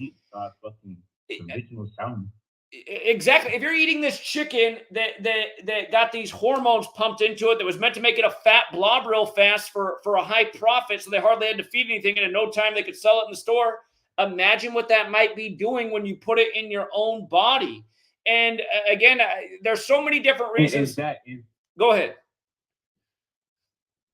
No, I was going to say, you're not even eating the fucking, it's one thing to just be eating the fucking chicken. You're eating like, if you look at the ingredients, you should do this on fucking stream and just go to the Chick-fil-A 10 seconds and just look at the ingredients, bro. Like, it's like 100 other ingredients on top of just the chicken, like just in the chicken itself.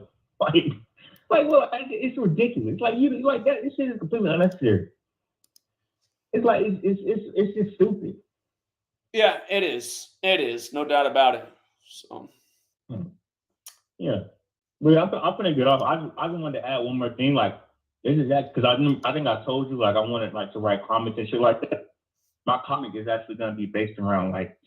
It's gonna have other elements in it too, but it's actually gonna be like based around, like the shit that's being done to the world and all the other shit. And it's actually gonna have the Georgia Guidestones and incorporate it into it. So I'm actually gonna my story is actually gonna have something to do with that. But yeah, and you do got people that it does seem to be like a lot of people like I think I heard you talk about like it's a lot of like. But it does seem to be like a lot of Black people that like resonate with the shit you be showing. Like I knew coworkers when I worked up in Atlanta and shit. I knew coworkers that was on you and all that other shit and they knew about Gematria and all that shit. So it's you got some people that they can understand what the fuck going on and shit. Indeed. Well, that's good to hear. All right, Jay. Well, stay healthy, man, and appreciate the call. Thank you. All right. Take care. All right, let's go out to 413. 413, you're on. Hey, what up, Zach? Yeah, what's up? Nah, not much. Yeah, I called you before. I used to talk to my lady sometime. This is I'm out here like New Haven. I just wanted to say, so you know New Haven, of course, obviously. Anyways, I wanted to say I thought it was real crazy because OJ been on this podcast, and frankly, he's looked pretty healthy. And you know, so I just think it's just crazy how the juice kind of just fizzled out like that. Then again, we know, of course, with cancer and different things like this, people do at times get taken out kind of fast by it. You know, it can happen generally just if somebody has cancer or whatever. But, you know, I just think it's really crazy how I've been seeing him on the show. He's been doing this podcast or whatever with Cameron and Mace on there and called It Is What It Is or whatever. You might have seen it or maybe not. But he's been doing some stuff on there. I was just thinking, damn, OJ looks really good or whatever. To your point, like what the last guy was saying real quick, I just feel as though with this whole thing, I feel as though people, even these celebrities, even, you know, White House politicians, whatever it may be, they may know a little bit more than the general public. I'm just starting to think, for the most part, even these people generally know nothing. In terms of like, when you're just saying like, oh, they're just actors, they're just this, maybe they know they're a part of something where they're getting maybe a little bit more money than what they should get or whatever. But I just truly, I don't know if they're in on it. I don't think that they're that smart. I don't think anyone is. To be honest, all of this stuff, when I see it and when I see the numbers, because I've been looking and listening to you for years, and when I see some of these numbers and the way it comes full circle, it's so like 6 degrees of separation type stuff. Like even that kind of like relates into even me, and I don't want to fully get into all that, but you know, I have a close relative that's in the National Football League, and then like just looking at the OJ daughter thing, his daughter that passed, his birthday is like, I'm August 29th, and then her name was Aaron, and that's my best friend's name, and his birthday is tomorrow. And I know that's kind of random stuff, but there's just way more deeper stuff than that than I can really get into right here. But I just generally think when I see people of like celebrity status or whatever, I think all these people, I just truly think are just trying to float above and stay above water. And yeah, technically I get it. Like people just trying to stay above water and not trying to like help the world. Yeah, that does suck. But I think the most thing we can all do is like if anybody has kids, like as I do, you try to make sure your kids aren't assholes and you make sure they're good people in the world. And I think all we can do is like, if you tell people, hey, eat healthy food, and like you try to show people, as I know you do, the things that you know. And like these people that look at you and just act like you're crazy, man, you just gotta move on. They're crazy. And that's that. And but all you can do really is just keep being righteous. But ultimately, like when you say some of the stuff, I just like to hear what you think about what I'm kind of saying in terms of like, I don't know what these people know of celebrity status and things like that. To some degree, I just think maybe they know more than me to some degree or this or that, but I just think they're trying to stay above water, and a lot of them are just like kind of spineless in some ways in terms of like just trying to go along to get along sort of thing. And I think people that don't even have that much money and that are just our neighbors and things like that fall into the same category. And I think like that's the problem we have. I see it with my neighbors. I see it with people around me. There's a lot of people in this world that are okay and decent or whatever, but then there's just a lot of people that can't even grasp the things you're trying to say. Just like the same thing you said about the 49. And somebody typed in that thing about, oh, I don't get it. You know how many times I hear things like that and like my brain wants to explode? And I see you do the same thing too. And it's like, ultimately, it's like, I guess some people just aren't going to get it. And all you can do is just keep putting it out there. We can't really like kind of lose our cool because there ain't too many of us out there. So that's kind of all I got to say. I could have said more, but I just don't want to just give out totally who I am. So thank you. All right, man. Appreciate the call. Thank you.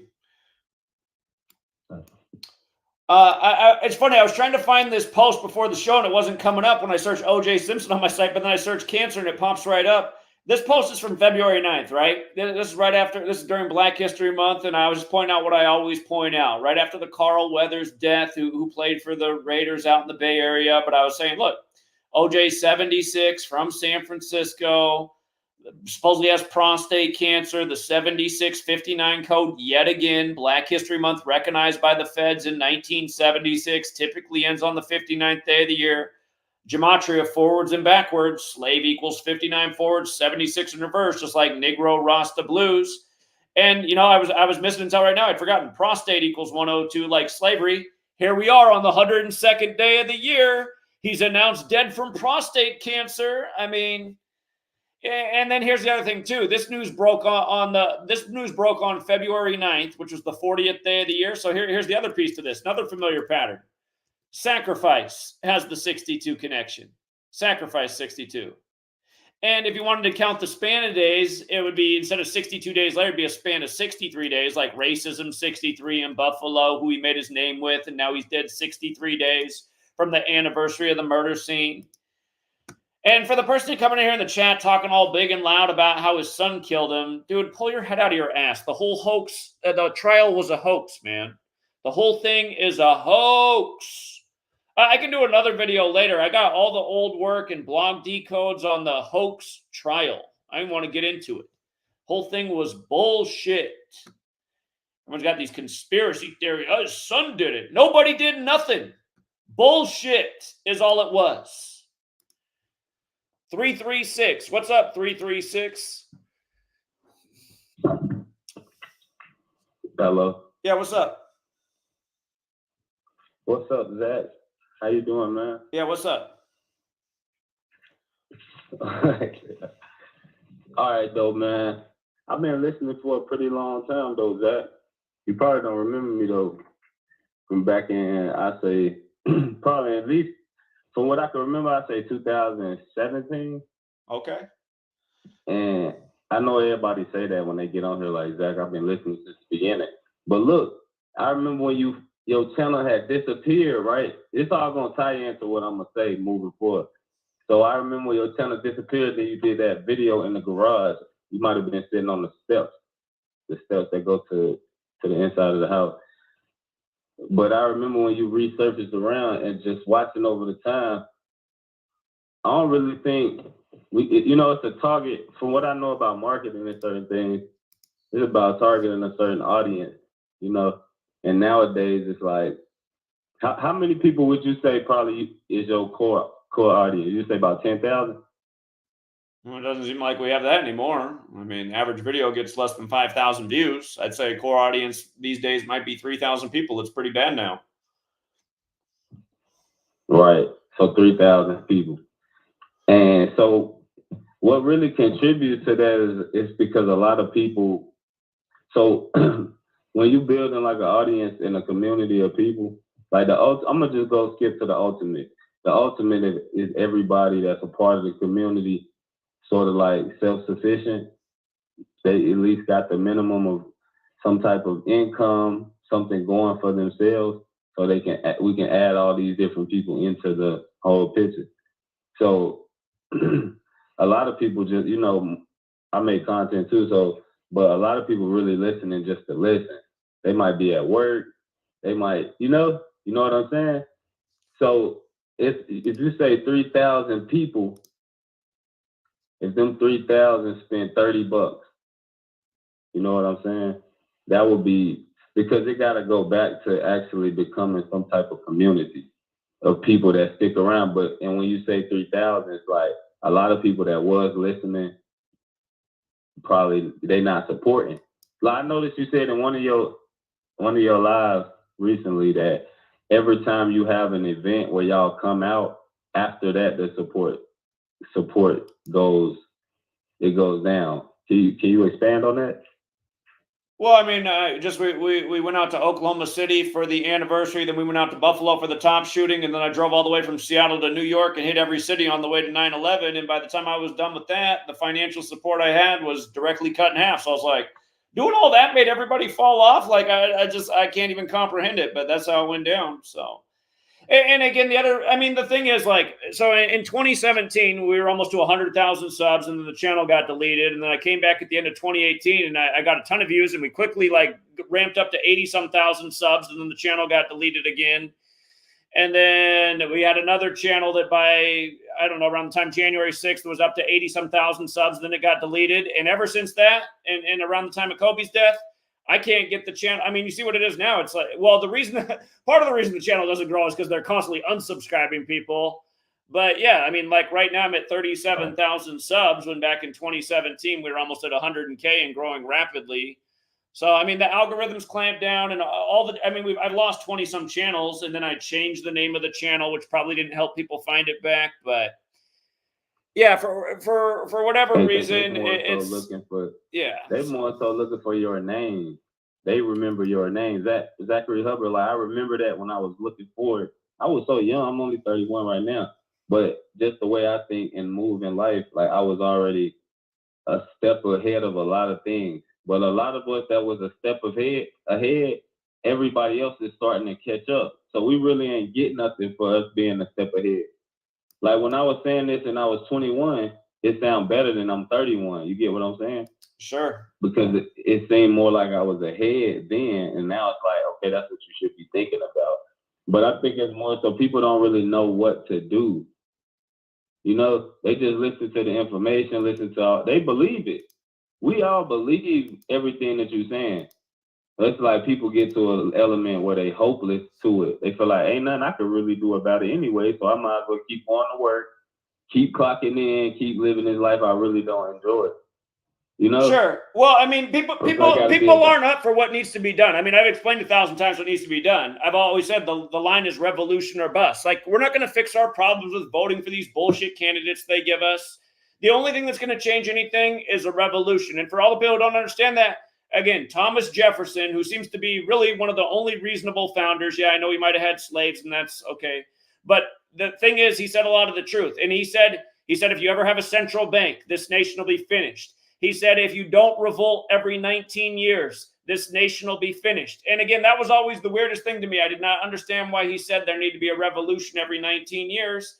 But now it all makes sense once you realize the moon's on a 19-year cycle. And that's what this cabal works by, is the cycles of the moon. That's why you got COVID-19 after 19 years after 9/11 and the 19 hijackers, which came 19 years after the war on drugs, which mostly targeted poorer people in darker complected communities. And that came 19 years after the JFK assassination. And that came 19 years after we deployed the most troops to World War II, and so on and so forth. These people do work by a system.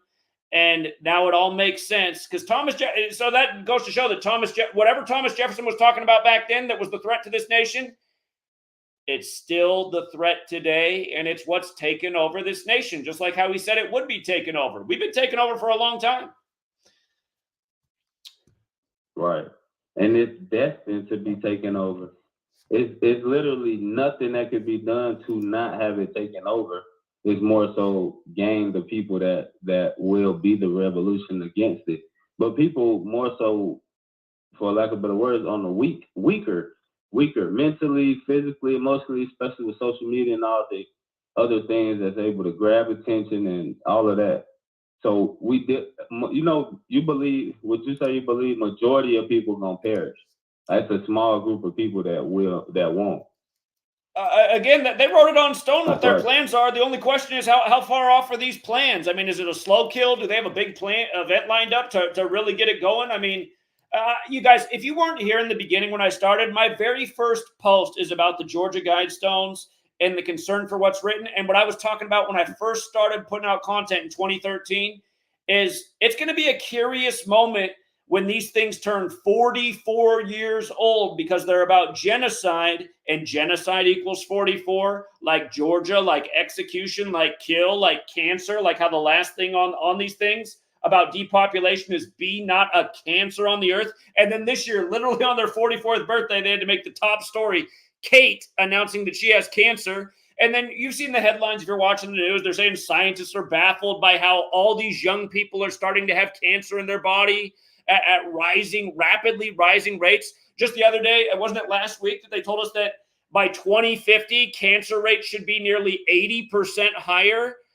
Again, I mean, it's not by accident. And the thing about the Georgia Guidestones, you guys, is they were put up on March 22nd, like Order 322, Skull and Bones, the Brotherhood of Death. But they came down on Bush's birthday, who's in Skull and Bones.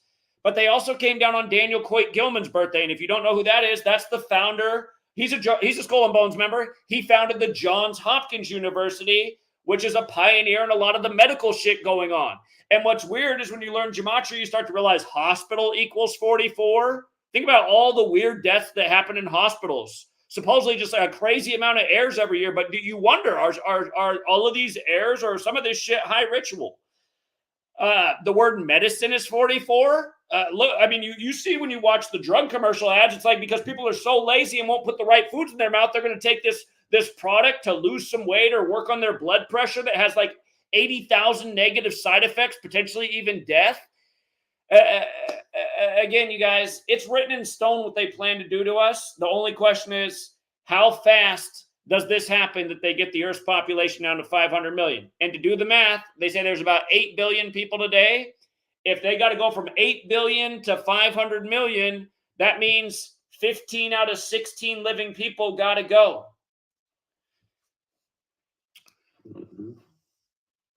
And the reason why they so upfront with a lot of it, and you show it too, like you pointed out and you notice it. And the fact that you're the one person, it makes sense that it's one person, because I feel like it's all a good and evil battle. Whatever the religion breaks down to for the individual that's listening, it's gonna come down to the belief value, and it's gonna be about good and evil. You can easily determine which one is the other if you have discernment. A lot of people don't, but a lot of stuff is good and evil, and these people are so far ahead and so far advanced and intertwined into so many things that if you even the lines out the good and evil, they're going to show up every time, and you're going to be able to differentiate.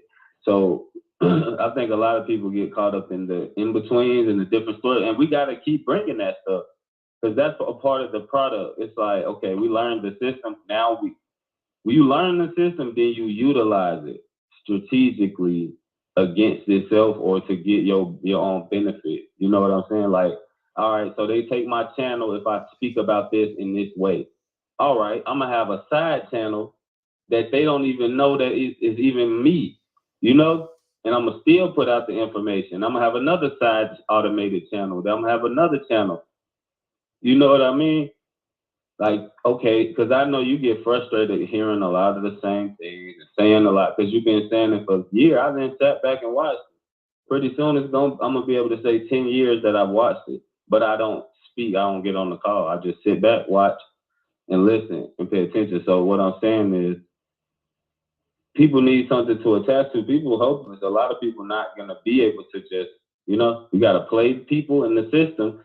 But if you can get 10,000 people to spend $10, that's different than getting 10,000 people to spend 100.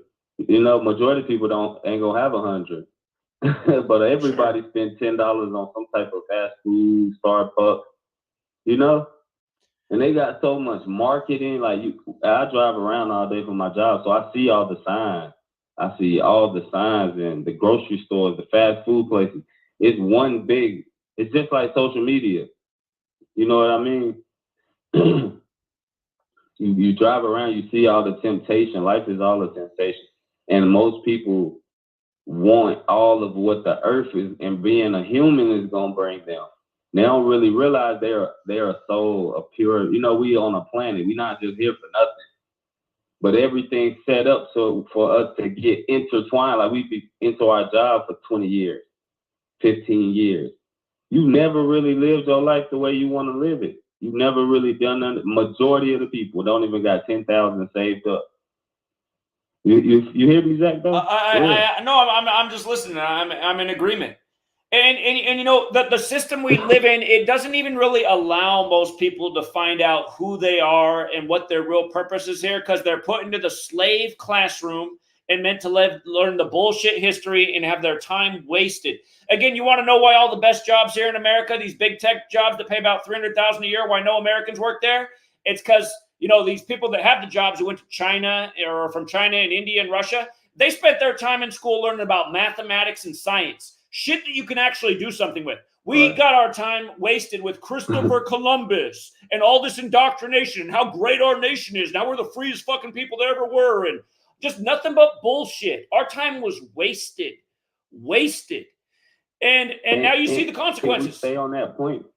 But again, can we stay on that point right there.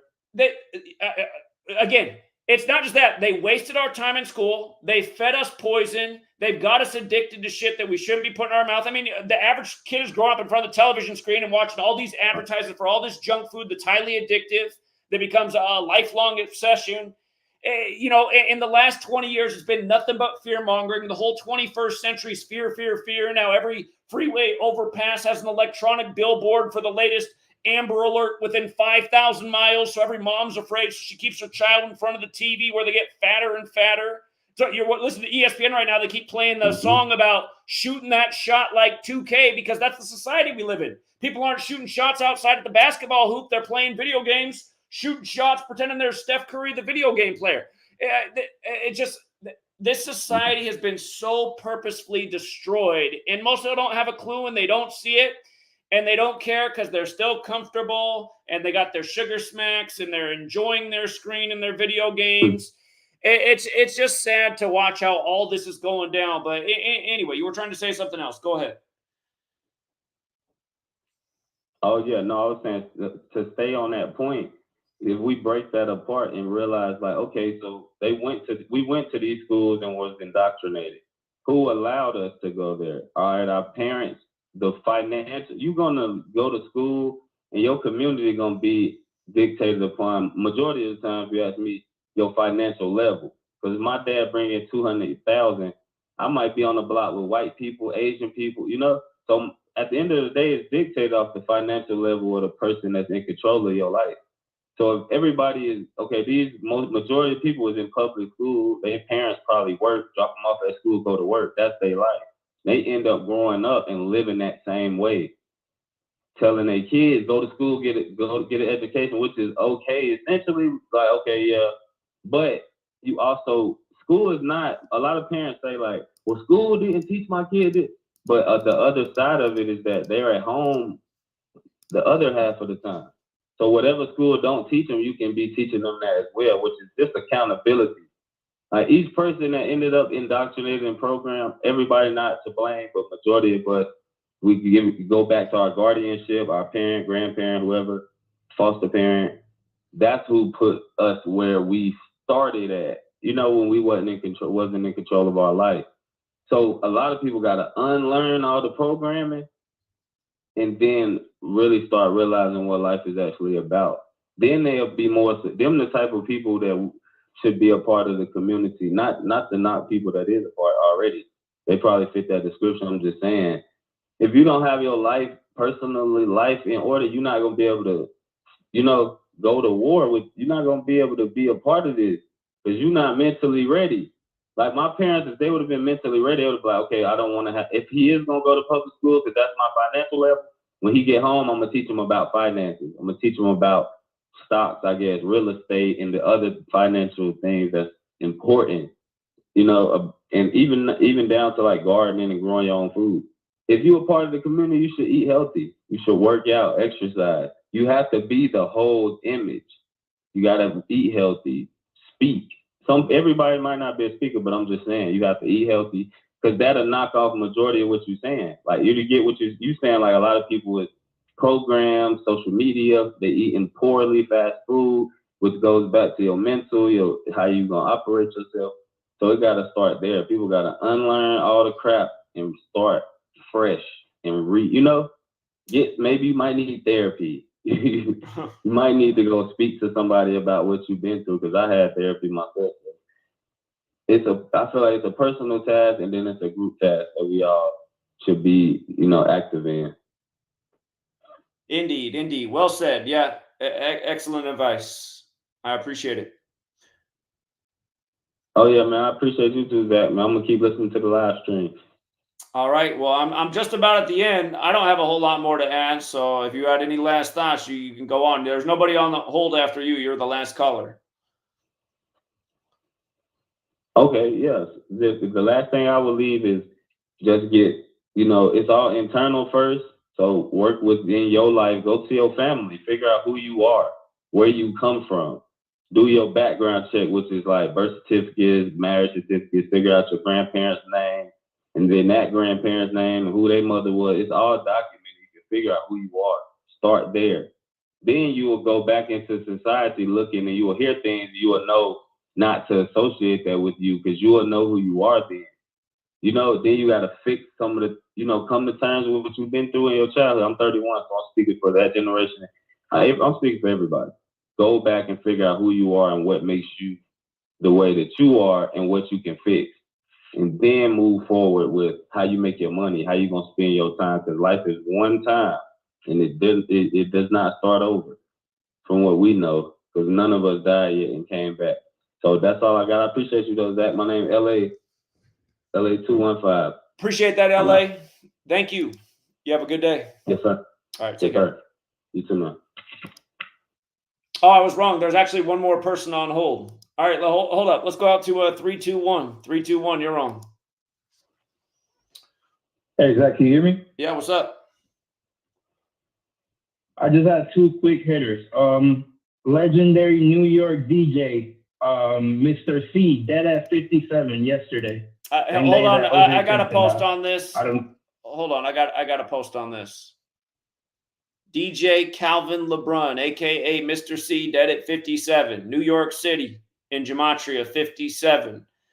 DJ Mr. C, 111, like New York. Like 9/11 went down on the day, leaving 111 days left in the air. He died a span of 33 days from Biggie. He was Biggie's DJ. Biggie's got that Gematria 39, like he died on 3/9, and run it the other way, 33, like New York's 39 and 33.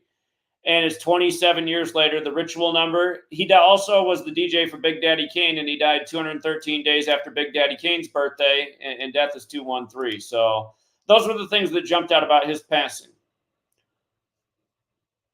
Beautiful. That's why I called you. I knew you would have something on it. The other quick point, OJ Simpson, looking up here on CNN, it says he has 76 total touchdowns. I probably missed out. We probably covered that, but I'm just saying that. I meant to cover that part. Absolutely. We've seen this so many times. But yeah, everyone needs to see this. OJ dead at 76. 76 career touchdowns. Finished with San Francisco, which equals 76 in Gematria.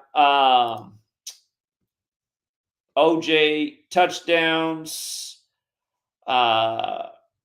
Let's see, 61 rushing, 14 receiving. That's 75.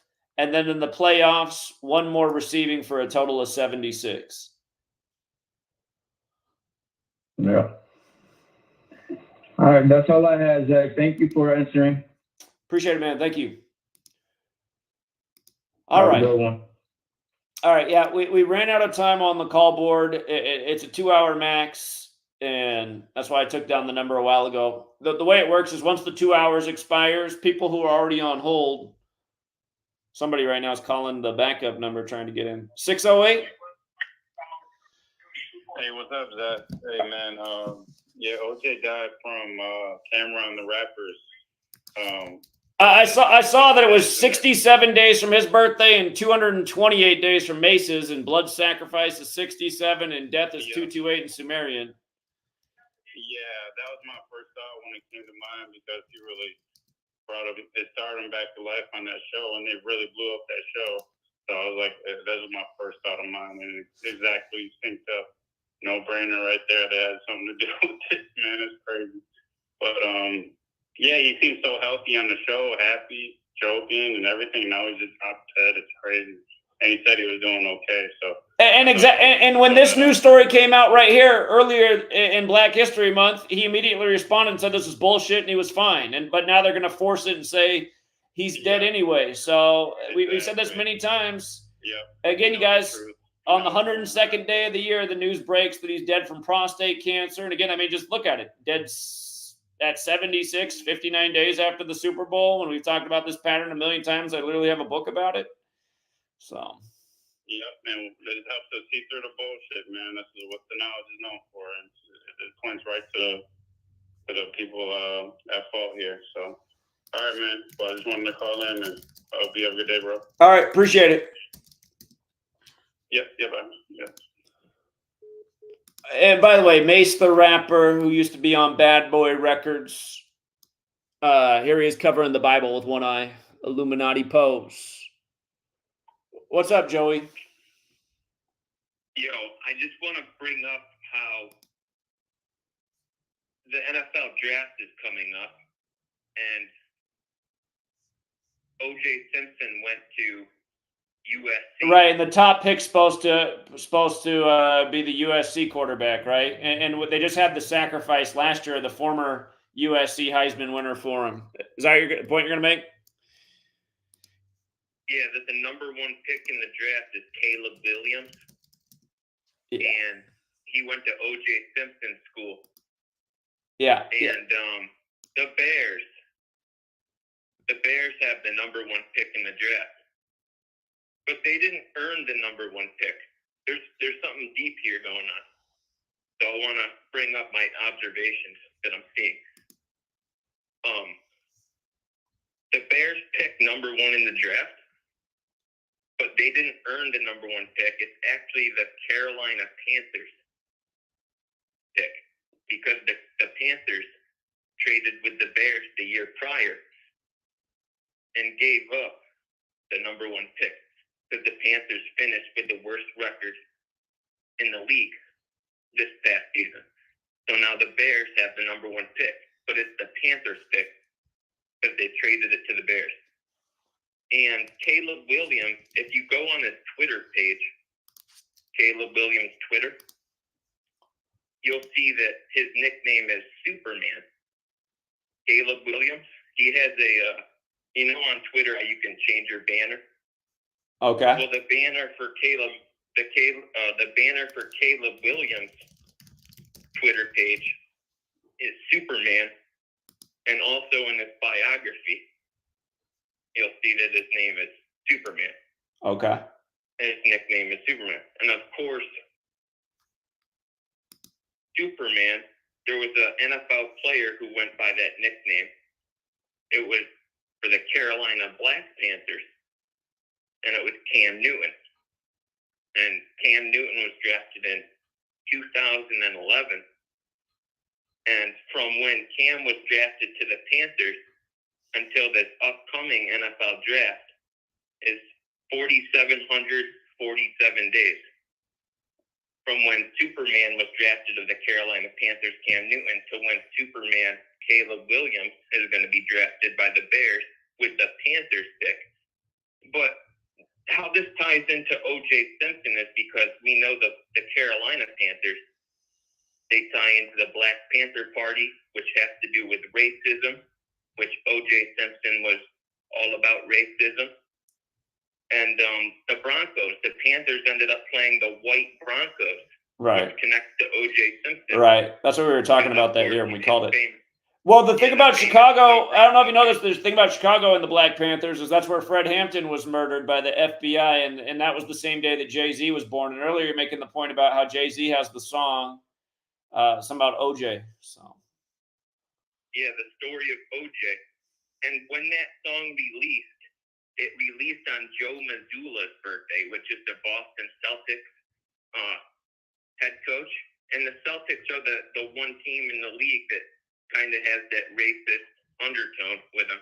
of course, because Boston is, infamous for being racist. But the Celtics come into today's game 62-17. Jay-Z in the two Manly P. Hall ciphers. Jay-Z equals 62-17.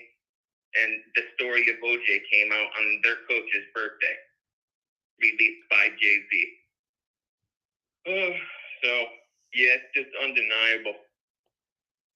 But thanks for the knowledge, Zach. And, I just wanted to bring up the parallel with the Panthers. And, of course, I got to make this point. Of course, just to go back with the Newton and the Panthers, of course, you had UConn just go back to back. And the most outstanding player, of course, was Tristan Newton, and he was a transfer from East Carolina. So Tristan Newton, the player of the most outstanding player award for the UConn Huskies, to go back to back. And of course, they were the first team to go back to back since Florida did in 2006, 2007. And of course, Cam Newton, he went to college he famously backed up Tim Tebow at Florida before he transferred. But thanks for taking my call, Zach, and peace. All right, later, Joey.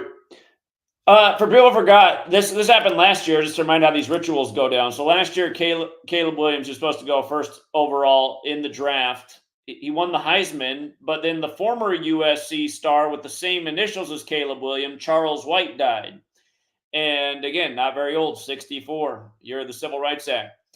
He died 43 years after winning the Heisman. Football equals 43, like killing, like RIP, like USC.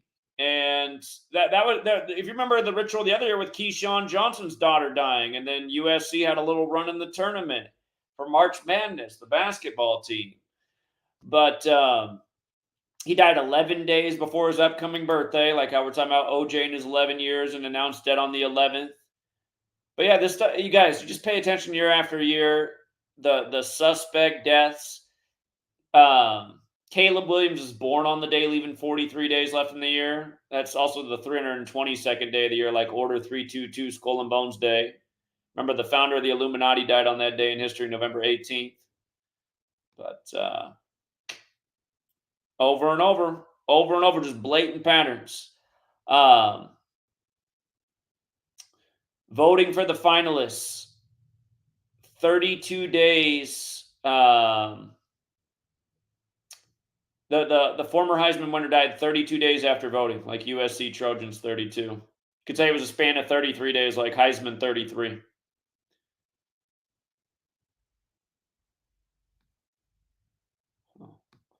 So many documentations of so many rituals over the years. And yeah, it's just a shame that more people don't know about this and what's going on. And again, there should be nobody in the stands at a USC football game. There should be nobody in the stands at any of these sports games. College, pro, they're all rigged. They're all scripted. Money's corrupted everything.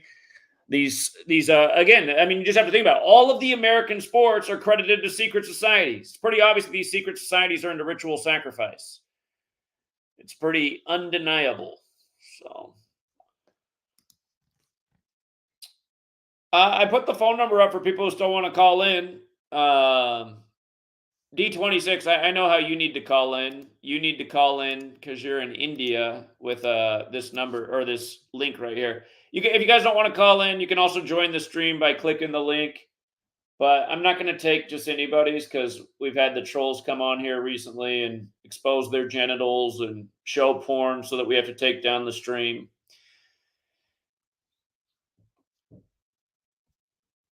$202. Hey Zach, going back to a dude that called a while ago. He was talking about how you don't know if all these celebrities are, know what they're doing, or some of them might not know what they're doing. I mean, dude, like, they're all in a group. They all took an oath. They're all in it. They're all involved. They know what they're doing. So I just I just didn't understand him saying that he doesn't think some celebrities know what's going on, and yeah, that was my reason in calling, basically. Well, all right. But this is the question. I agree with your sentiment, but the question is, does OJ Simpson realize that when he puts on the Titleist cap for the obviously made for TV social or made for news media social media posts, does he realize that he's going to be dead on the first day of the Masters when Titleist equals 102 and 114, and he's announced dead on the 102nd day of the year on 11/4? I mean, that's the question. Zach, have you even done a decode on the word death hoax or fake death? Like what if OJ is not even dead? You know? I mean, that's possible. It's possible that he's not dead. But the question then would be, is where are all these celebrities going to? Is there a big island in the Pacific they're not telling us about? Is that the real reason planes don't fly over the Pacific? Because celebrity islands out there? I mean, it's possible. To be honest, I think the whole celebrity island thing, I mean, yeah, it is possible, but there was a dude that called a while ago saying that how Kobe Bryant and Myles Garrett look similar.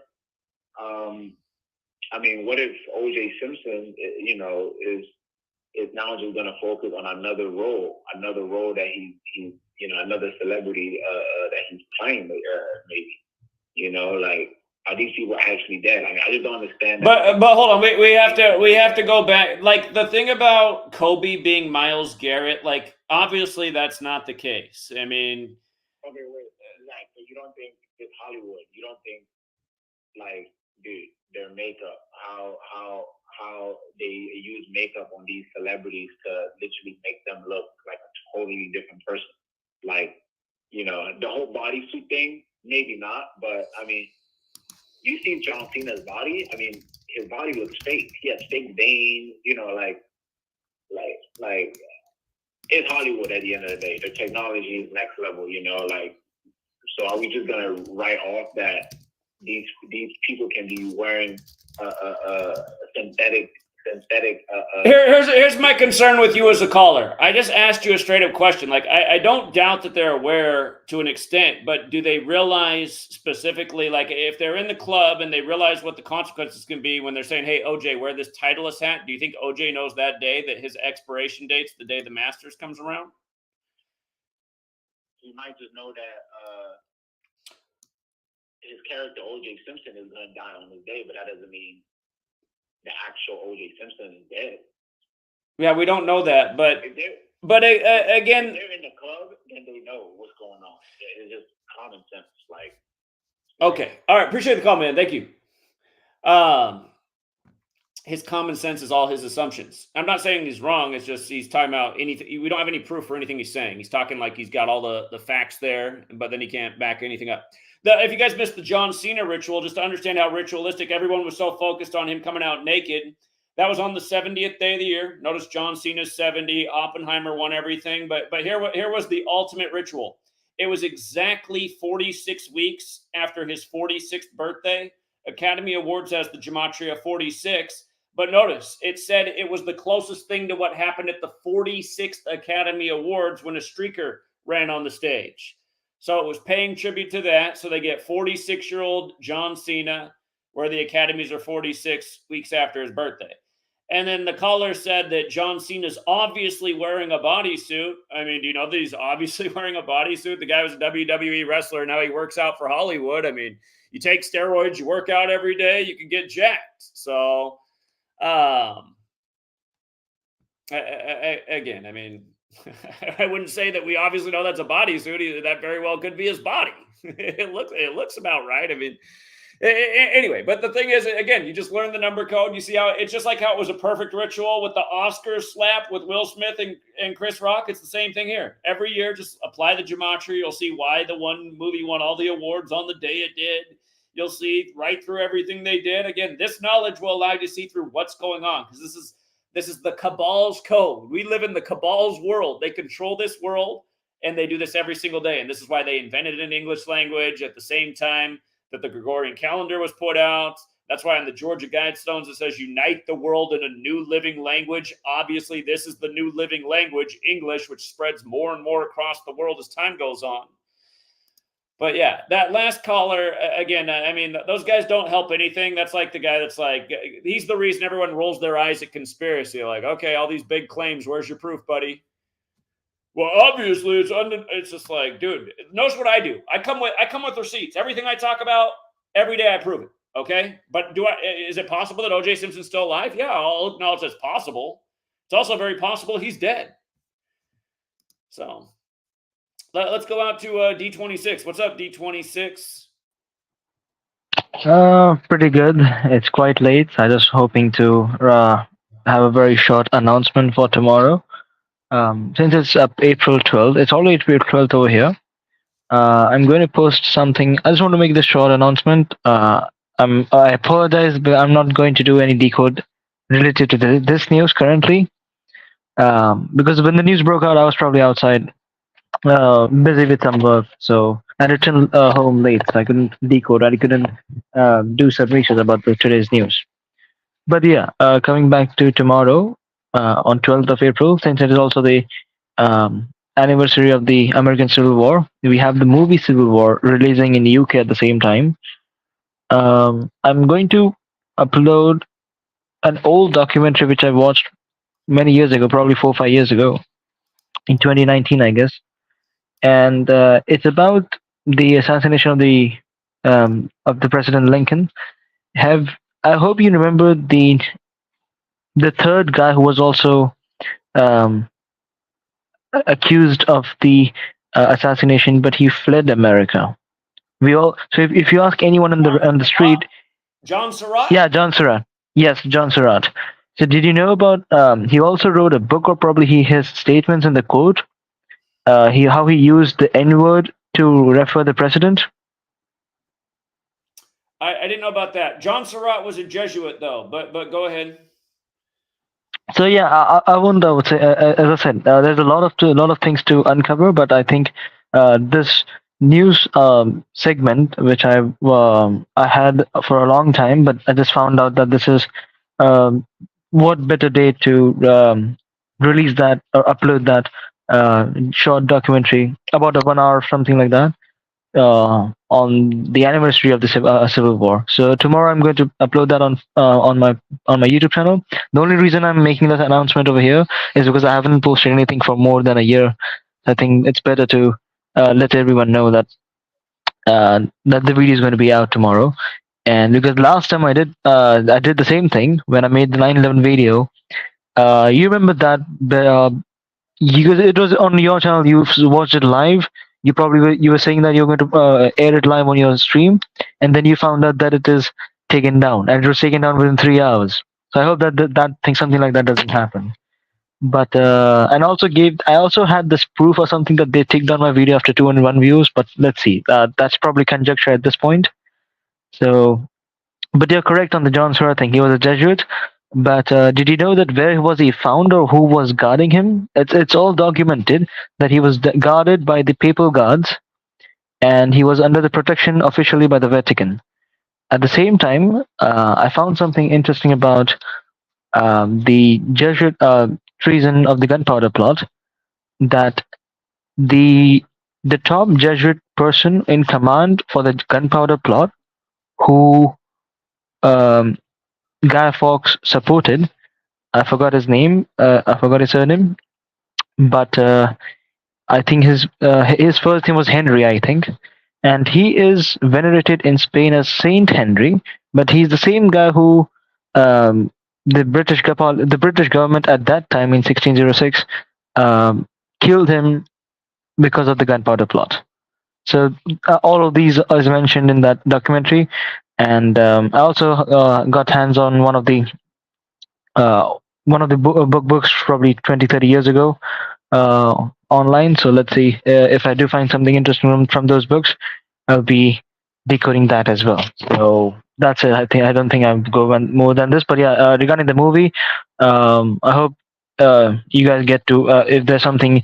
Have you decoded that movie? Something related to that? If you can let me know. A quick about.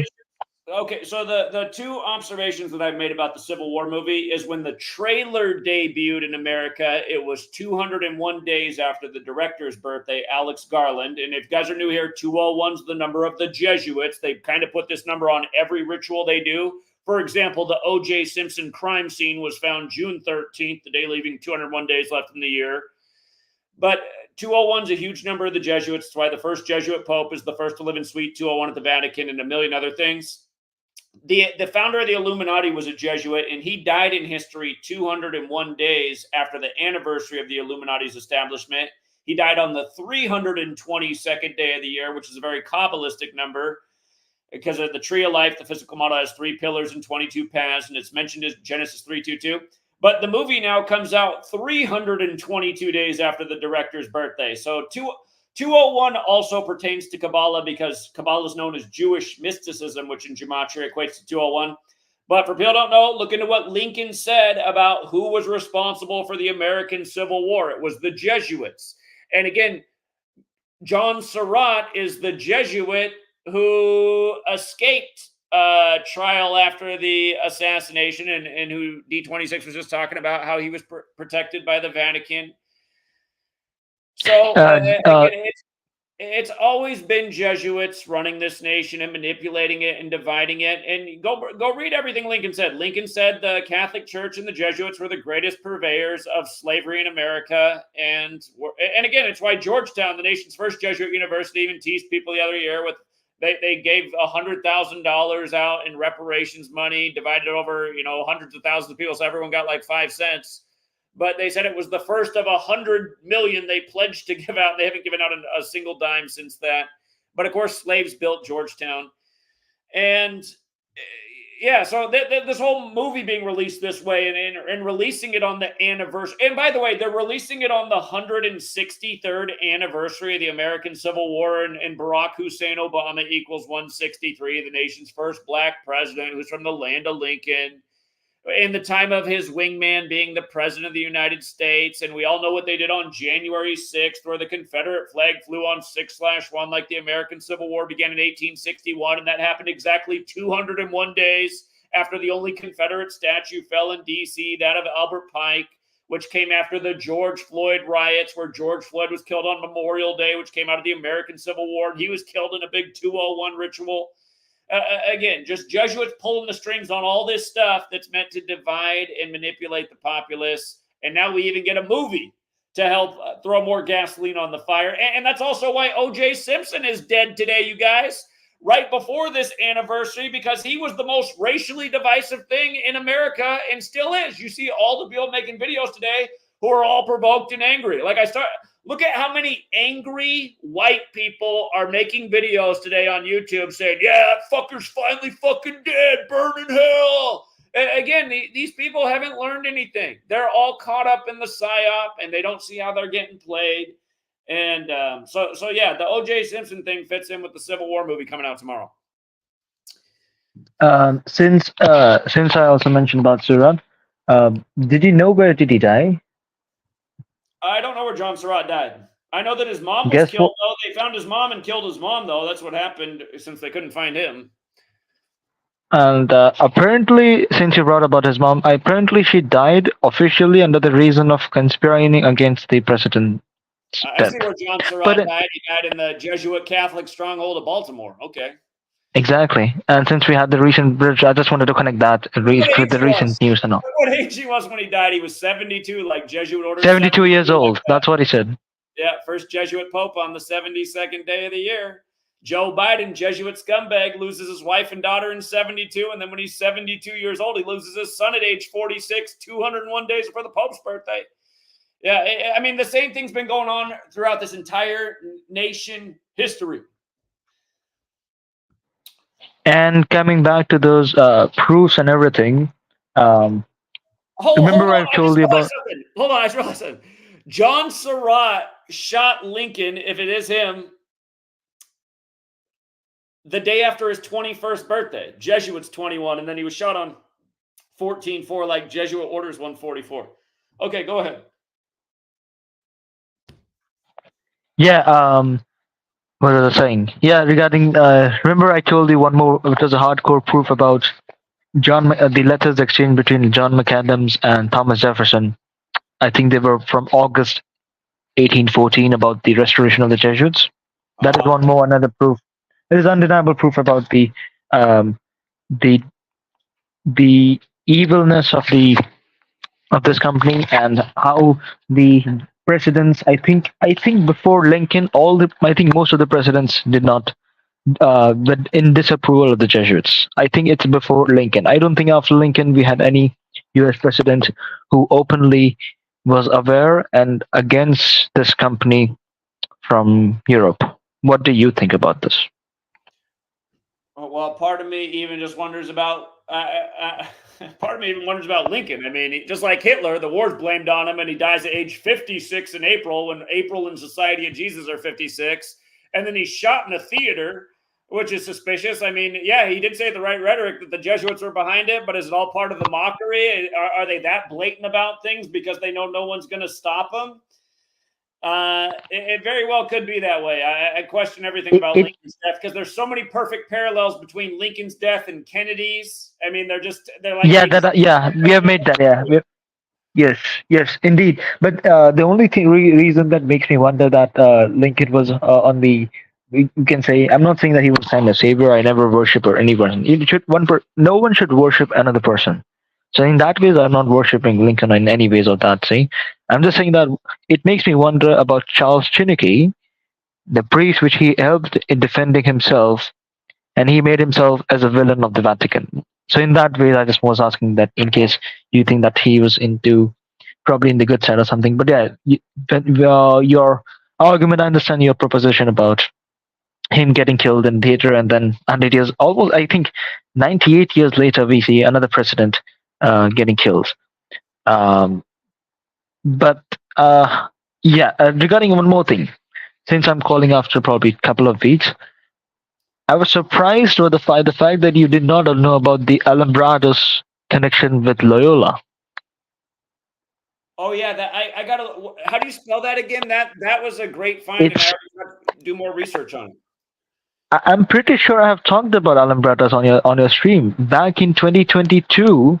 I think right after the COVID, that famous Nobel Prize laureate, the Nobel Prize winner, COVID pathologist passed away.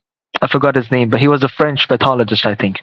After his death, I think I mentioned about Alumbrados. It's spelled as ALUMBRADOS. ADOS. Alumbrados. And I think it is also there on the official website of the Wikipedia page for Loyola, that he was a member of Alumbrados, which is basically, I think they took it down. I think they changed the Wikipedia page. Someone edited that word out. But he was in Alumbrados. It was something like the Spanish form of Illuminatus, and that was before him creating the Jesuit order. And there is you won't find a lot of material on the internet. It's very difficult. And on what I've also found out, that in the 1960s or 70s, this is from some book that I'm referring to, which I have not read, which I have not bought this book. I'm just finding this from online, so take it with a pinch of salt. But the book says, and I quote, that there were about 6,000 volumes of books written on the Jesuits in the 19th century. And the person saying this in the 20th century, about in the 60s or 70s, that person is saying, look around today, around yourself. How many people do you even know Jesuits? I'm living in Mumbai, India. People, I can't expect anyone to know over here. That's for sure. Even my friends who are Christians and Catholics, Protestant friends, they do not know. One friend, he barely has heard about the name Jesuit order, but he doesn't know much about the history. So wonder, where did those 6,000 volumes of 6,000 different books went in the last 100 years? But yeah, that was in the 19th century. But yeah, I hope I'm not extending your stream because I'm going way off track about the OJ Simpson case. But yeah, I don't have much about OJ Simpson, to be very honest. And I'm not against you on this, but I get a little bit distracted. I just get a little bit lost when you talk about sports, because US sports is not my cup of tea, I would say. So nothing bad on you. I'm just saying I feel. Yeah, it's something like if I decoded cricket, you would be lost. That's something like that. But yeah, that's it for now. Pro sports league in America. A lot of people don't know that. The first pro sports league in America was cricket. Baseball comes from cricket. Yeah, I think cricket came in the same time when I think the cricket and Jesuit have the same timeline in history. They were born in the 15th or 16th century. Yeah. I do got to wrap this stream up here because I got to start doing a few things. Sure, but lastly, do check down that video. I will post it. I think I should post it anytime now, but it's 4:30 in the morning. I don't know. I need to have a sleep. But I should be posting that in few hours. Let's see, or probably I'll just post it now. I just want to post it on 12th of April, which is equally for most of the people. So I think the good time would be in late morning for Indian time. Okay. Well, make sure you get some rest. Give it a post. I'll be looking for it. Yeah, and I'll probably also call you probably on the weekends if you're available. All right, buddy. You have a good one. All right. Yeah, you do. You too. Have a good day for everyone else. You too. All right. Yeah, we better ramp this thing up. We're right at the 3-hour mark. Again, thank you to everyone who hit the like and the share. Anyone who wants to clip this video, take out a good segment. If you got here late, feel free to rewind and watch the opening part. It's more high ritual in the world of celebrity. And stage manager. Again, I'm sorry that I didn't make out to Anarchapulco earlier this year. I would have really liked to have done that. I couldn't work it out with the missus. And next year, I'd love to be there as well. And the funny thing is, my mom, she really wants me to take her to Anarchapulco. She wants to be there too. The problem with this upcoming year is I'm going to be on baby duty starting in the middle of November. So I'll be a few months later, and that's probably really not going to go over with Sweet Lady. She's probably going to be looking out for some help around the house.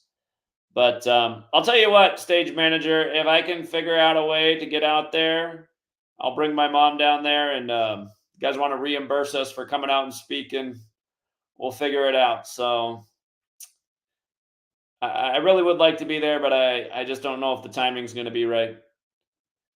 But yeah, thank you again for the offer. I do appreciate it. So, all right, you guys, we will leave it there for now. And RIP to OJ Simpson. And for all these people that get caught up in these stories and get so emotionally attached, you got to stop doing that. TV's here to just play with your head and do exactly that to you. Make you pick a side, waste your emotions, dedicate energy to something that you don't need to be dedicating your energy to. I mean, did you learn from the pandemic? Remember how much fear-mongering there was? Think about how you just listened to me the whole time.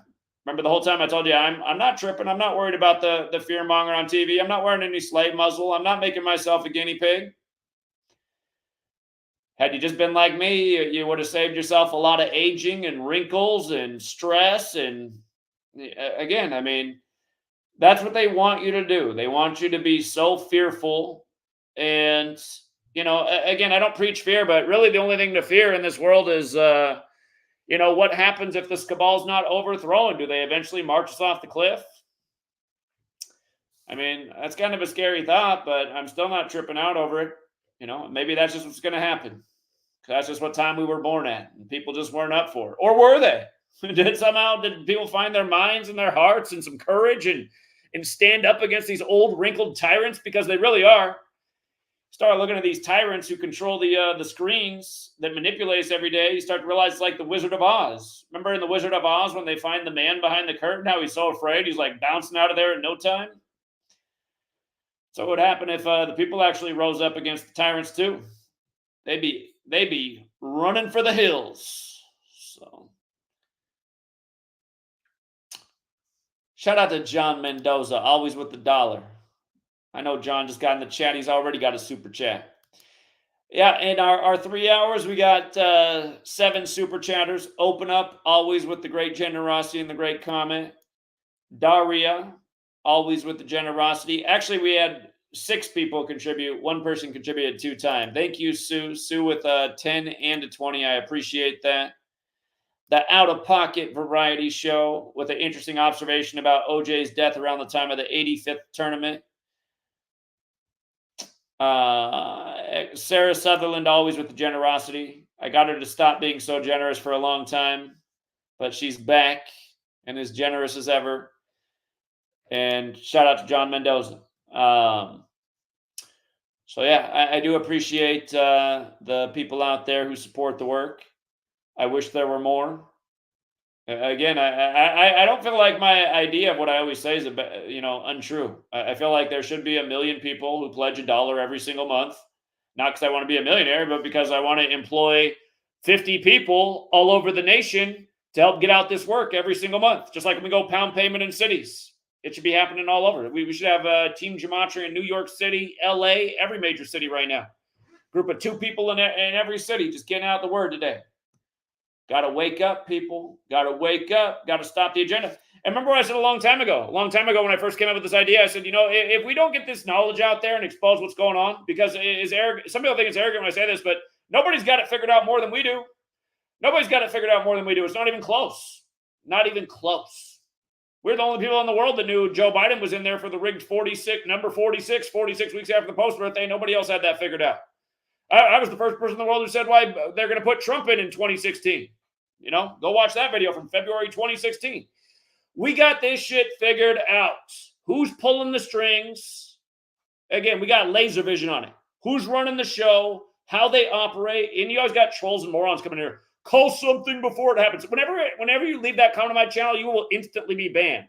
We all know the facts. Nobody's called more about the future than yours truly. I wrote a fucking book, like literally called every single thing about COVID correctly before any of it happened. When the lockdowns would happen, when the pandemic would end. We knew right away in the very beginning why it was going to end in the year of the tiger. What would happen once the jabs came out?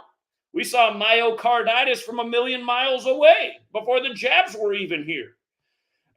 Again, did we not circle 2020 for a major world episode in 2015? Yeah, we did, because we knew about 19-year cycles. Again, had people been supporting this work and helping us get out the knowledge in the way it deserves to get out, instead of us having to work against this machine that censors us and deletes us and trolls us every day, the world might be a different place. And for all the people who didn't find $1 a month to help out the work, now look at you. Now look at how much things cost. I said all this is going to happen a long time ago. I said they'll make things way more expensive as time goes on because Agenda 21 and Agenda 2030 were written long ago. How they plan to phase out humanity and make it so nobody can own anything or afford anything or travel anywhere or hardly be able to put gas in their car. All this shit was written down a long time ago. So because you don't work to stop it and you make excuses for why you don't have $1 a month for the work, but you got all your dollars for McDonald's and junk food and bullshit and God knows how much. I mean, half the time I got people calling in here who sound like they're so stoned out of their mind. I'm not against weed, but God, do you need to just be baked off your ass so that we can tell how high you are just through listening to your voice on the phone? Maybe smoke $1 less worth of weed a month and support the work. You know what I mean? I got guys who are begging me to raise the price for my Patreon who never send a tip in. It's like, why? I mean, you could sign up on a higher tier. You want me to raise the price so much? How about just sign up on the higher tier? Still on the $5 tier while you're telling me to charge you $20 a month. What's that about? Anyway, more people could support the work.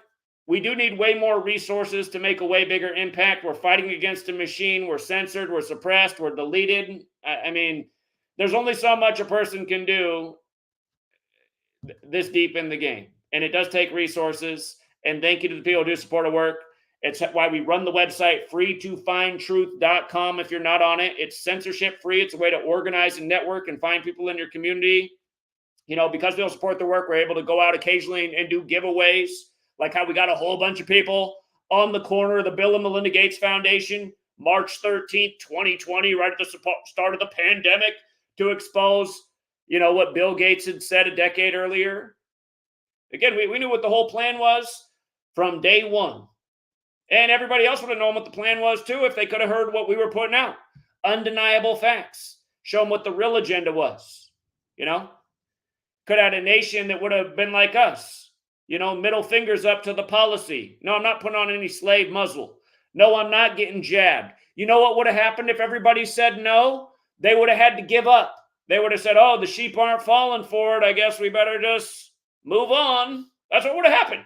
If everybody had been like yours truly, they would have just had to back down. And then if you say, well, then they would have ramped it up. Well, then you would have had to be like yours truly too. If they wanted to ramp it up, well, hey, I got the hardware in my closet. Here, you want to ramp it up? Here, let's all ramp it up together, American people, and do away with these tyrants. Here, you want to come at us harder with your bullshit? We're going to come at you harder and do what Thomas Jefferson said. Get rid of these sorry-ass motherfuckers every 19 years. But see, that's the problem. That's the problem. Nobody wants to do anything about anything. They're like, oh, what are you tripping about? I got my Pfizer jab and I'm smoking my blunt and I'm watching LeBron. I got my McDonald's burger. It's all good. Okay. See how long it's all good for. I'll be at your funeral. Oh, there's another one from myocarditis. Said it was all good. Now look at him. R.I.P. Sorry-ass motherfucker. And sadly, that's what needs to happen. You know, the sorry-ass motherfuckers need to be cleared out. Georgia Guidestones might as well be fulfilled because maybe when we're down to 500 million real ones, then we can actually do something about the tyrants. Instead of having a blockade of 7.5 billion fucking losers marching around with their slave muzzles and doing exactly what the tyrants want, which makes it all harder for the rest of us who know what's going on. So anyway, we'll leave it there for now, Truth Seeker. If you guys want to support the work, all the different ways to support the work are in the description of the video. And I won't hold my breath because usually there's not really any new people. So thank you to the people who are here and support. It's mostly just you, and I do appreciate you guys. All right, until next time.